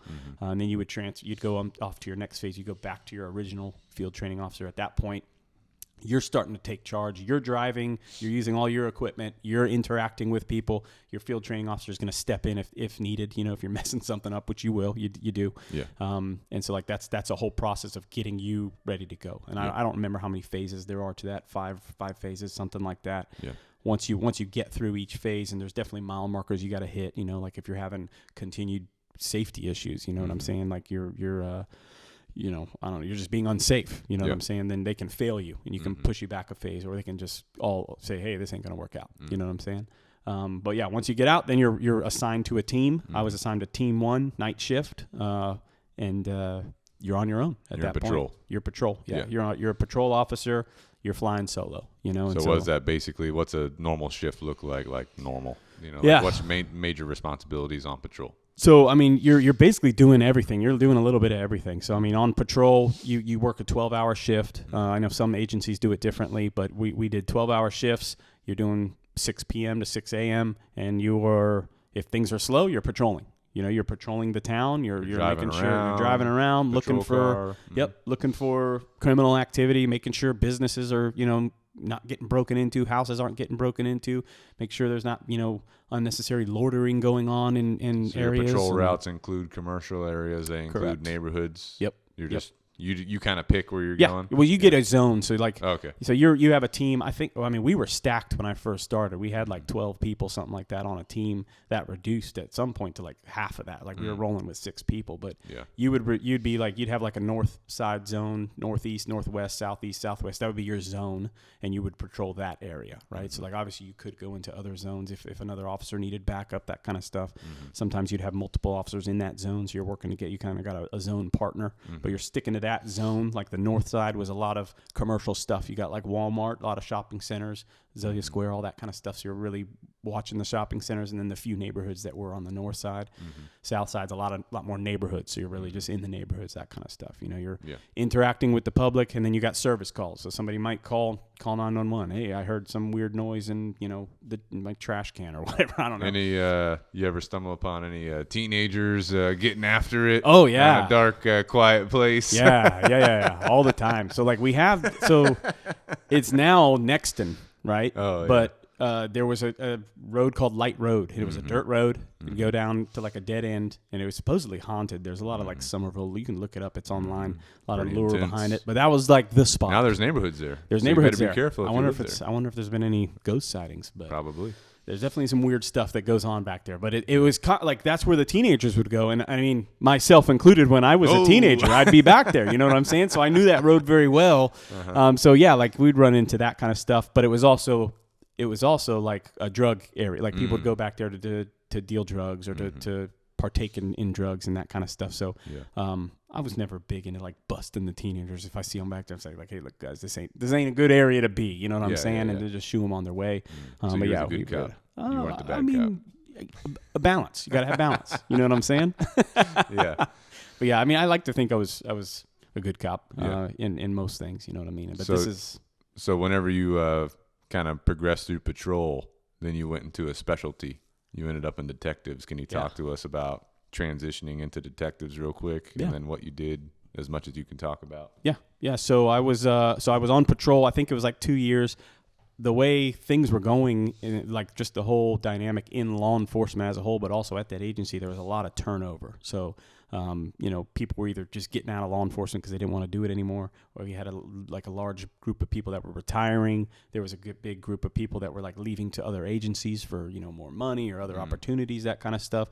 So there were lots of vacancies. So like typically a standard projection would look like, you know, 5 years is a good amount of experience on patrol, and then you would be considered for like a special, you know, you're considered a veteran cop at that point. You go to like a special unit, narcotics, detectives, you know, traffic, whatever your specialty you wanted. So like that, my plan was 5 years on patrol, go into canine, work a dog, then become a detective like within the 10-year, right? Because I was gonna be a lifer. You know what I'm saying? Yeah.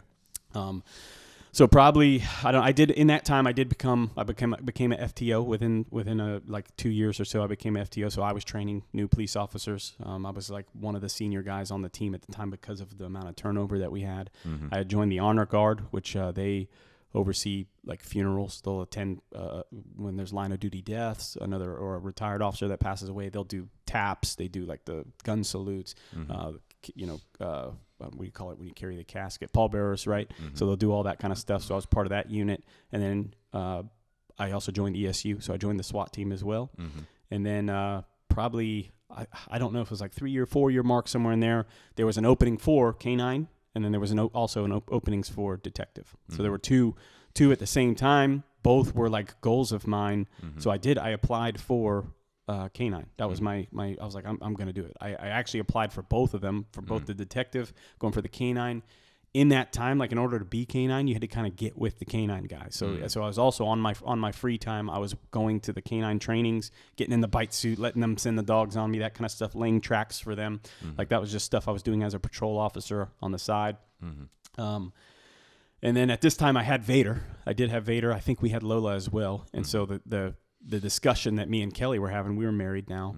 It was like, dude, can we take on another dog? You know what I'm saying? Like 3 dogs, that's a lot. Because that canine dog's going to live with you. Canine dog has to live with you, be a part of your family. You take them home every single day. Yeah. And obviously I was not involved in any kind of dog training whatsoever at this point. But we ultimately decided like, hey, my end goal is to be a detective. You know what I'm saying? It's not a good time to bring on another dog. It's a lot going on. So I actually went and withdrew my application from Canine. So I also didn't want it to seem like I'm trying to just put feelers out and get into any kind of specialized unit. Like I did legit want to be Canine. I legit wanted to be a detective. Yeah. At the time, detective was the path we wanted to go. So I put in for that. I made detective. Yeah. I was assigned a grant position. So that means like basically the government pays for this position, and it was for domestic violence. So that was solely what I worked, was domestic violence.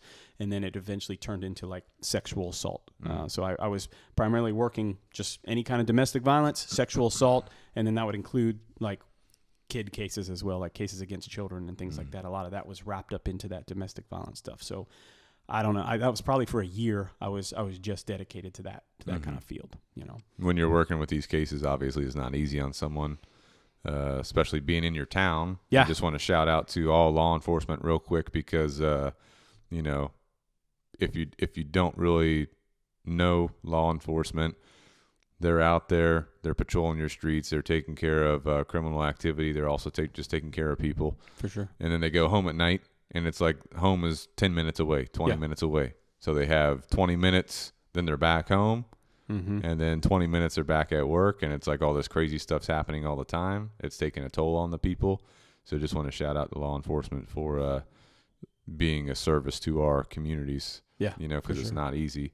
What were some of the things you were doing? I don't know if you even struggled with things that were happening at work, if it was bleeding over into your personal life. What were you doing to try and cope with that or decompress that or work through that? Yeah, I mean, I honestly, like in the grand scheme of things, that was not a major struggle for me. You know what I mean? Like, yeah, I've seen some shit. I've seen some crazy stuff. Like I've got images that I'll never forget, of dead bodies, dead kids, different cases of people getting raped and stuff that are just brutal, murders, homicides that I've been to that were just horrendous, like those images I'll never forget. But I wouldn't say I have PTSD or anything like that. Like I honestly didn't struggle with that. And I can attribute a lot of that to Kelly, to my wife, Kelly. Like, I know a lot of the big things they would teach you at the academy, or a lot of other cops would tell me, like a lot of veteran cops, like, hey, don't bring your work home. Don't leave it at work. Don't bring it home. Don't let it affect your marriage.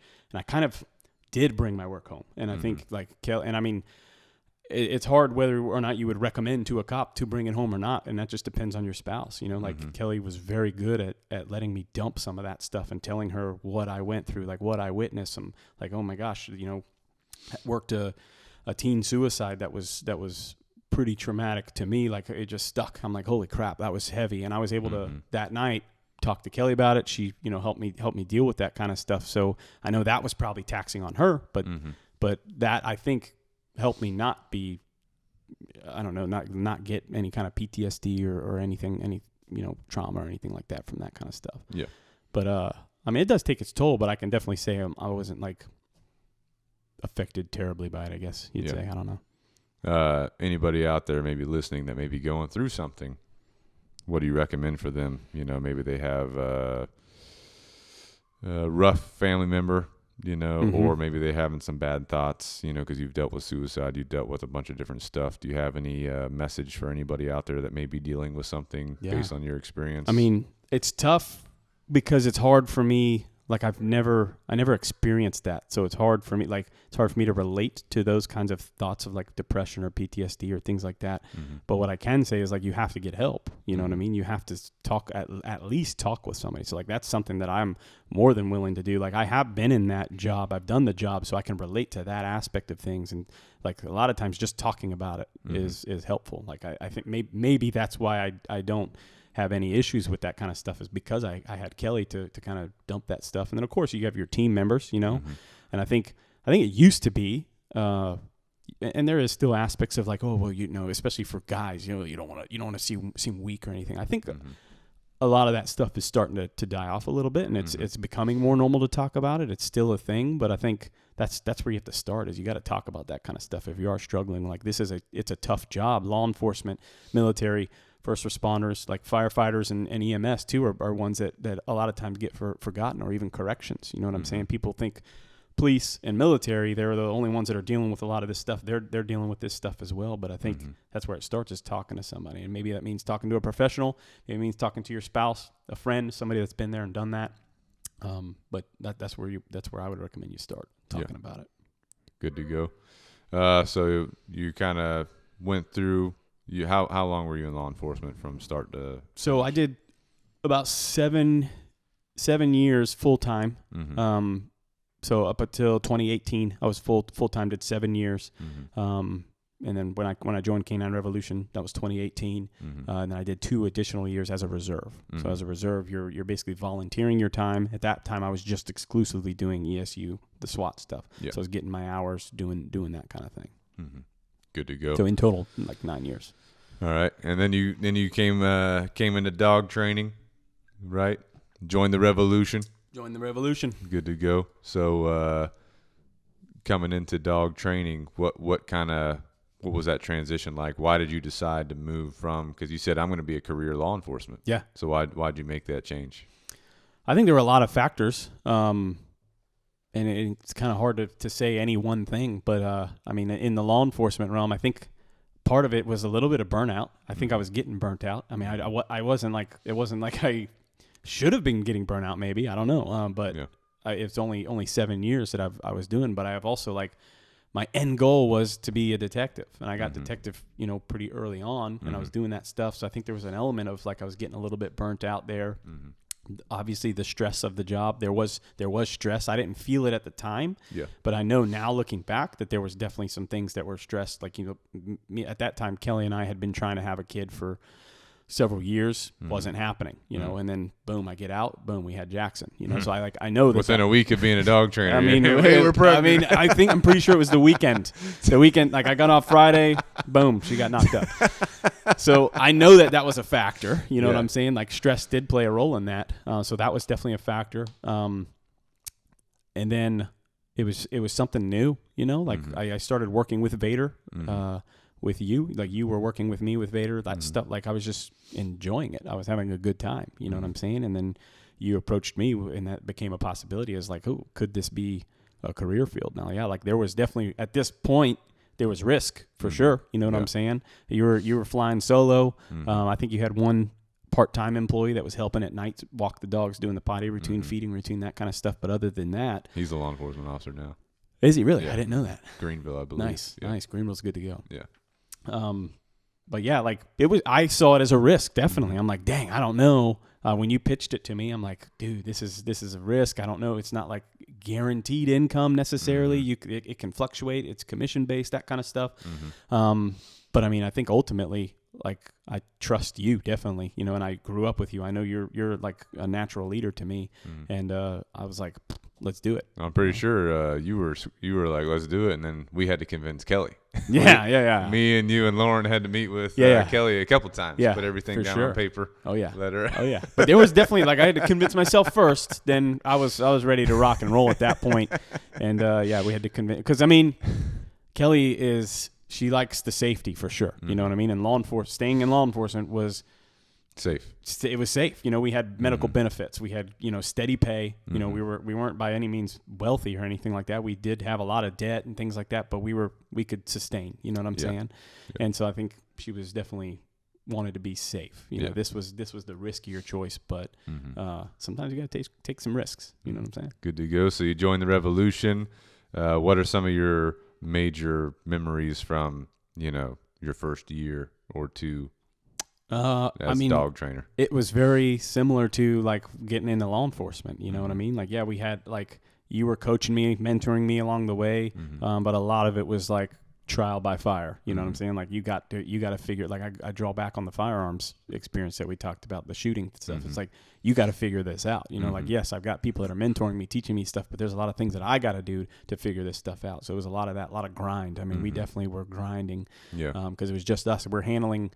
Between the two of us, and on top of it, you're doing all the business stuff, but we're handling info requests, we're handling phone calls, we're handling client appointments, we're handling consultations, we're doing the dog pickups, and then doing the training, all that kind of stuff. So it's like just you and I, day in and day out, just grinding. Yeah. So I do remember that. But again, now like I'm seeing where all of this other stuff, like the Citadel and everything like that, has prepared me for that grind. You know, like you kind of take a little bit of joy out of the grind. You know, and so like.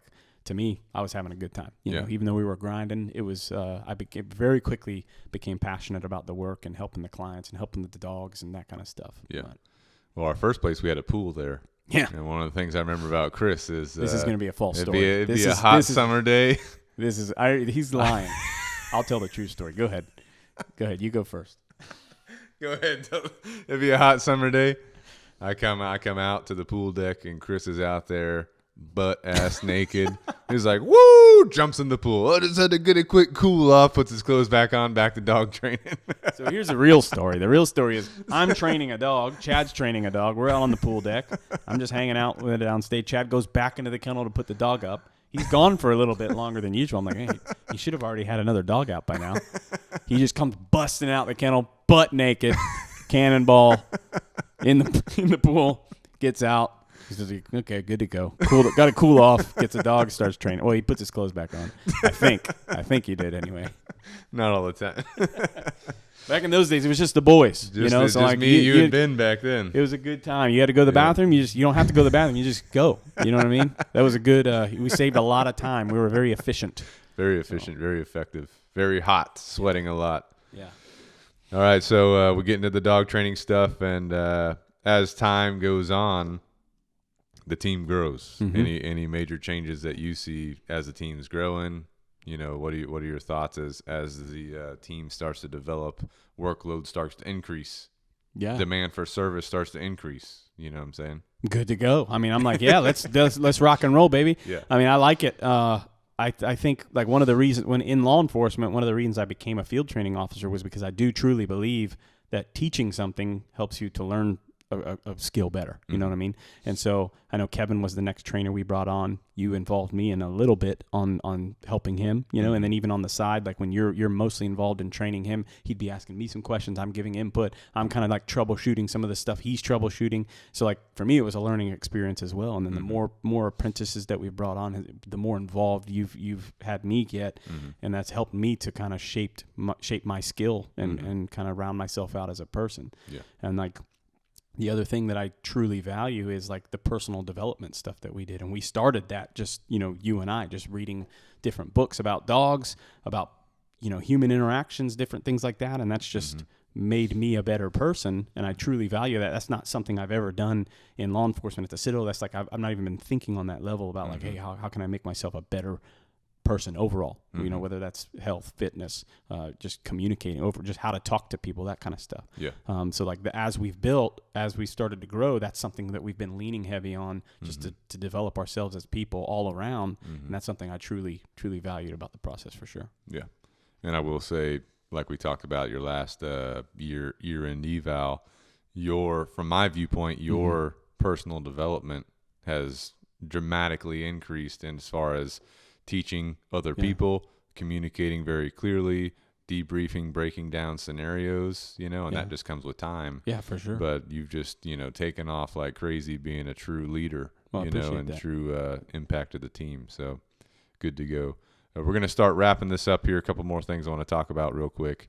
Anything else on dog training you want to talk about? Any stories that are burned into your mind other than my swimming? boss being naked in front of me? Like, That's how I prefer to swim. Hey, good to go. Good to go. Any other stories that are burned in your mind that you want to share? I mean,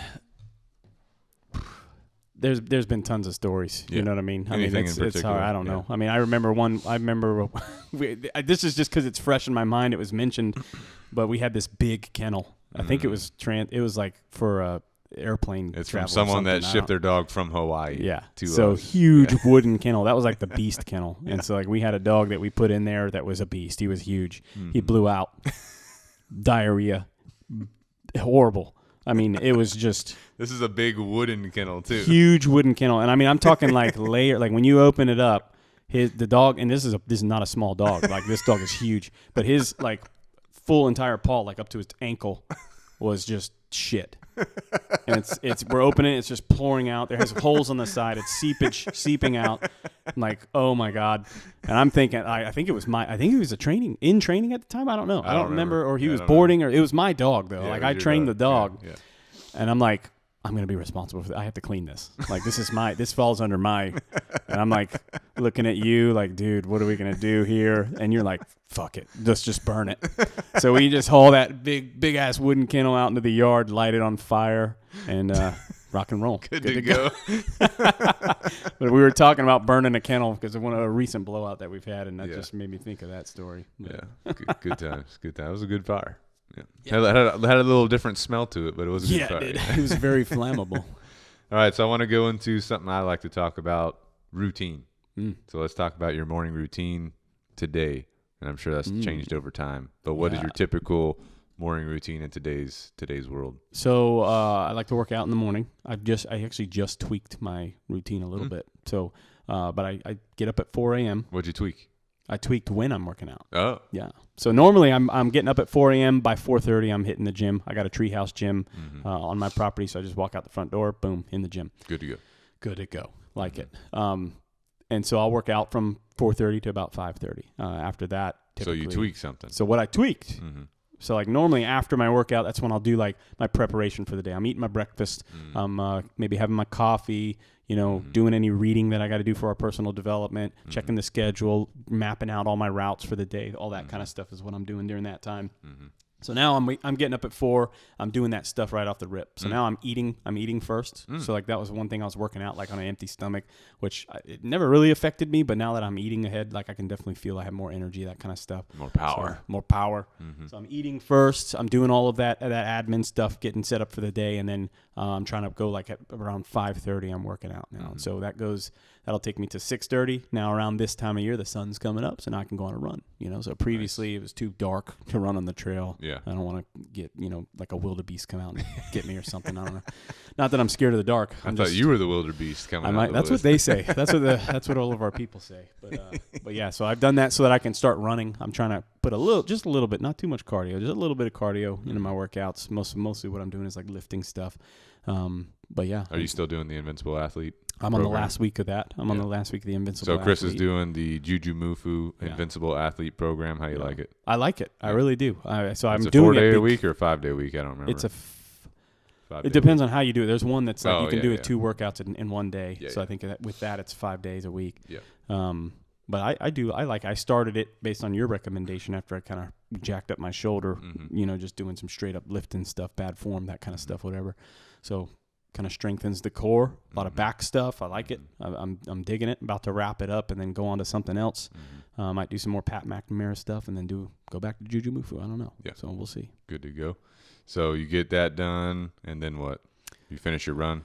So finish my run. Shower? Usually depends. Sometimes not always. So I don't. These guys get on me, but I don't take a shower every day. I don't care. I don't care what you think about that either.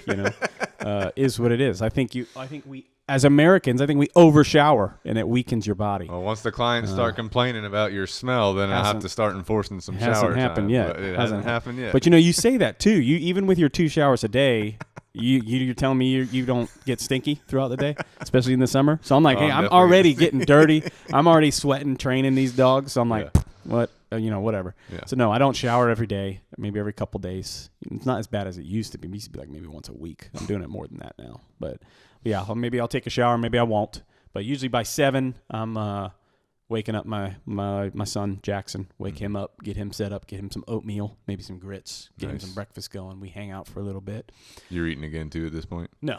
I just do the one breakfast. Oh really? Yeah. So I eat before the workout. That's it. I'll take like some supplements and stuff like that, but I don't eat again until lunchtime. But yeah, we hang out with the kid. Then we wake the wife up. She likes to sleep in. Good to go. She stays up late though, cleaning the house, doing all that kind of stuff. So we wake her up around 7:30, and then usually 8 o'clock-ish, I'm rolling into work. So takes you a good old 2 minutes to get there. Yep, walk a little 30-second walk through the woods, and I'm at work. Oh man, I forgot something. Just got to walk back home and grab it. No biggie. Good to go. All right, real quick, we'll kind of go through some other stuff. Let's talk about book recommendations. If you were to recommend a couple books to someone, any books, what would you recommend? They can be dog training or not. Well, I would say 3 books that stand out because they're recent ones for me within the last couple of years that I've read. The first one would be Extreme Ownership, which we're about to read again as a team. Life-changing. I mean, just taking ownership of your life, of everything, I definitely was, I think all of us go into that of like, well, this isn't my fault, blaming others, making up excuses for why certain things in our life happen. That changed my perspective on everything, taking ownership of myself. Like, yes, maybe something is somebody's fault, but how can I own that situation? That book was just mind-blowing. Yeah. A book called Sovereignty, The Battle for the Hearts and Minds of Men. That one is near and dear to my heart because I am still involved in that Royal Rangers program. We mentor young boys to be men, and that's just about reclaiming sovereignty. We live in a society of, where the term toxic masculinity exists. It's not cool to be a man, you know what I'm saying? And so that book was kind of about reclaiming those things what make us men, to protect, to provide, to preside, to lead over our families, that kind of stuff. Just going back to the ancestral ways. It's not. A little bit, kind of. Like it talks about. It's very interesting. Like they do a study about different cultures around the world that aren't related to each other, but there's also things that how they define masculinity and how they define what it is to be a man are very similar. And those things were to protect, to provide, and then to preside or to lead. You know what I mean? And so that's, like I said, that's near and dear to my heart because I believe that that's dying off and it's overall making us as a society weaker. So that book was kind of game changing on that level for sure. And then I would say the other one was Dave Ramsey's book. I don't know if it's financial. I don't remember what it's called. It's his intro book. Whatever his intro level one. Total Money Makeover is what it's called. That got me out of debt, you know what I mean? So you are 100% debt free, minus my house. Minus the house. I still have a mortgage, which we're chipping away at for sure. But yeah, I don't have any debt. I mean, when I started, I had my student loans. I had like $10,000 in credit cards. Had a car loan. Had tons of debt. I think in total we were at $75,000 in debt. We sold our house, used a lot of the equity profit to pay off the debt. Kept working, grinding, paid it off, and that book got me on that path. We started listening to his podcast. Now we've kind of changed a little. We were like diehard Dave Ramsey. We've tweaked a little bit to where we added balance. So we're not like 100% no debt. We're not anti-debt necessarily, but we like to have control of our finances, that kind of stuff. So that one was definitely life changing for me as well. So. Good to go. Any closing comments that you'd like to make for anybody out there listening? Key takeaways on life. You talk about balance a lot. Yeah. You know what I'm saying? Key life takeaways, dog training, law enforcement, college, the Citadel, overall. I mean, balance is something that I've been like we're big on talking about balance, especially in like the dog training stuff. And like, I feel like a lot of things that had whether it's at the Citadel, in high school, in law enforcement, like balance was a common theme. I may have not known it at the time, but you got to have balance, As a law enforcement officer, you have some people that are like just straight aggression. You know what I'm saying? Straight alpha male, like, hey, I'm here to dominate the situation. I was more of like verbal judo. Like I like to de-escalate things, but that didn't always work because sometimes there's a time for violence. Sometimes there's a time to be aggressive, right? Yeah. And so you have to find that balance. Same thing with the dogs. You know what I'm saying? You have to have that balance. You have to find what's going to work best for the client, what's going to work best for the dog. You know, raising my kid, I'm trying to use balance as well, right? Like I'm not going to not discipline him, but I'm not going to over discipline him, right? Everything, I think life is about having a good, healthy balance of everything. You know what I'm saying? And I mean, even like if we look at nutrition, you can get too intense on that stuff, you know, like, hey, I'm still going to eat an Oreo. You know what I mean? I still like some ice cream. I like You calling me out right now? No. I know you have some balance, boys. I know you got some balance. I know you eat the occasional Oreo cupcake. I'm going to have a cupcake today. Holy But, you know, I mean, even in that kind of stuff, like, yes, I want to be healthy. I want to be fit. I want to be in shape. I want to do those things. But I am going to I'm not going to do it at the cost of, like, not enjoying myself, not enjoying my life and that kind of stuff. So, Exactly. so balance is like, I think in anything, look in your life where you can apply balance, and just, if you're not balanced, balance. Yeah. So Good to go. good to go. Well, I definitely appreciate you, brother. I appreciate you. Been a long ride for us together, and Ben too. Even longer to go. Those times that my dad has called you back to deliver Ben back to the house because he forgot to weed eat one little part of the yard, you know. But anyway, See, the hazing was going on even way hazing before was all going that on. stuff. Or those times we were camping. Yeah. And we'd do camp outs. Our families would camp together. Yeah. And Ben over here just could not be quiet when it was quiet time. And my dad would have all the boys get out of the tents, do push-ups. And then we would tape him to a tree for getting us out. For making us. I was very good about manipulating environments. Yeah. So anyway, appreciate you, man. Yeah. Thanks for all you do. Thanks for being part of this team. Thanks for sharing your story. Real quick before we sign off here to the listener, you know, a couple things I want to talk about. Number one, if you need dog training, if you need some info on dog training, reach out to us. Oh, yeah. Check out our YouTube channel. We got a ton of videos on there. You can email Chris. His email is christipton@caninerevolutiondogtraining.com. If you feel like if you mesh better with him, you can reach straight out to him. Doesn't even have to be dog training. You want to Doesn't talk have to about cop stuff. You want to talk about Citadel stuff or anything like that, or even like what we talked about, the mental side of things. You would just want to chat. I'm here for you. Good to go. Chris is known as being warm and fuzzy, so he's known try as to being be. the good guy. I'm the softy around here.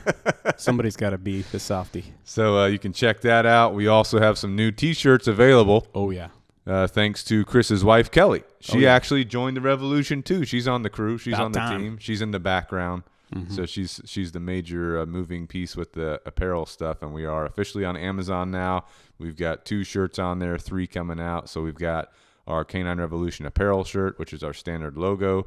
We've got a Good to Go shirt. That one's on the way. I That can't one's wait. a freaking good shirt.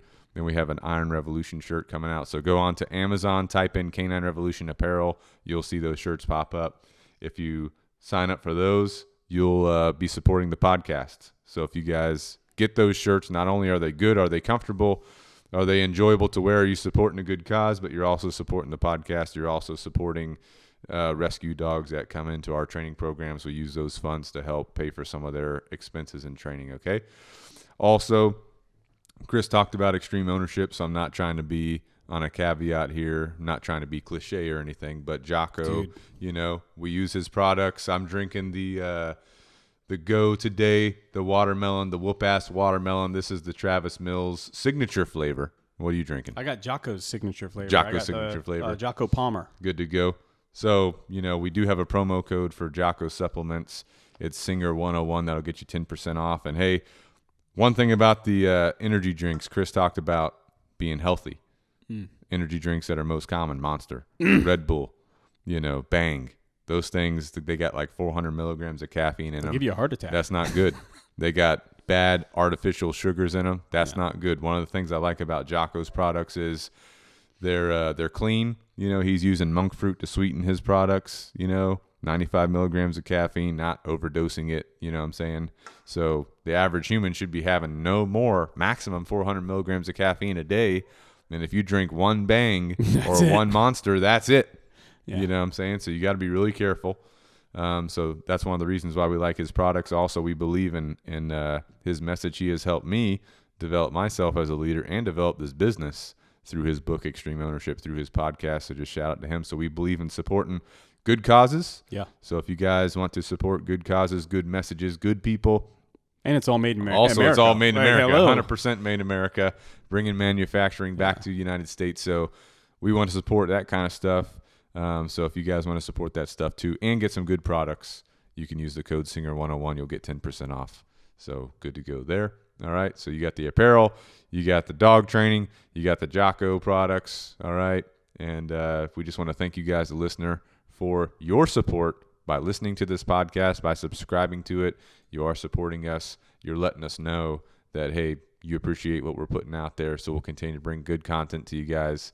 So if you haven't already, go ahead and give us 5 stars on your favorite podcasting platform. That will help us continue to push the message out and reach new people and go from there. All right. But we appreciate you guys. Appreciate you, Chris. Appreciate you, Ben, and the Canine Revolution team.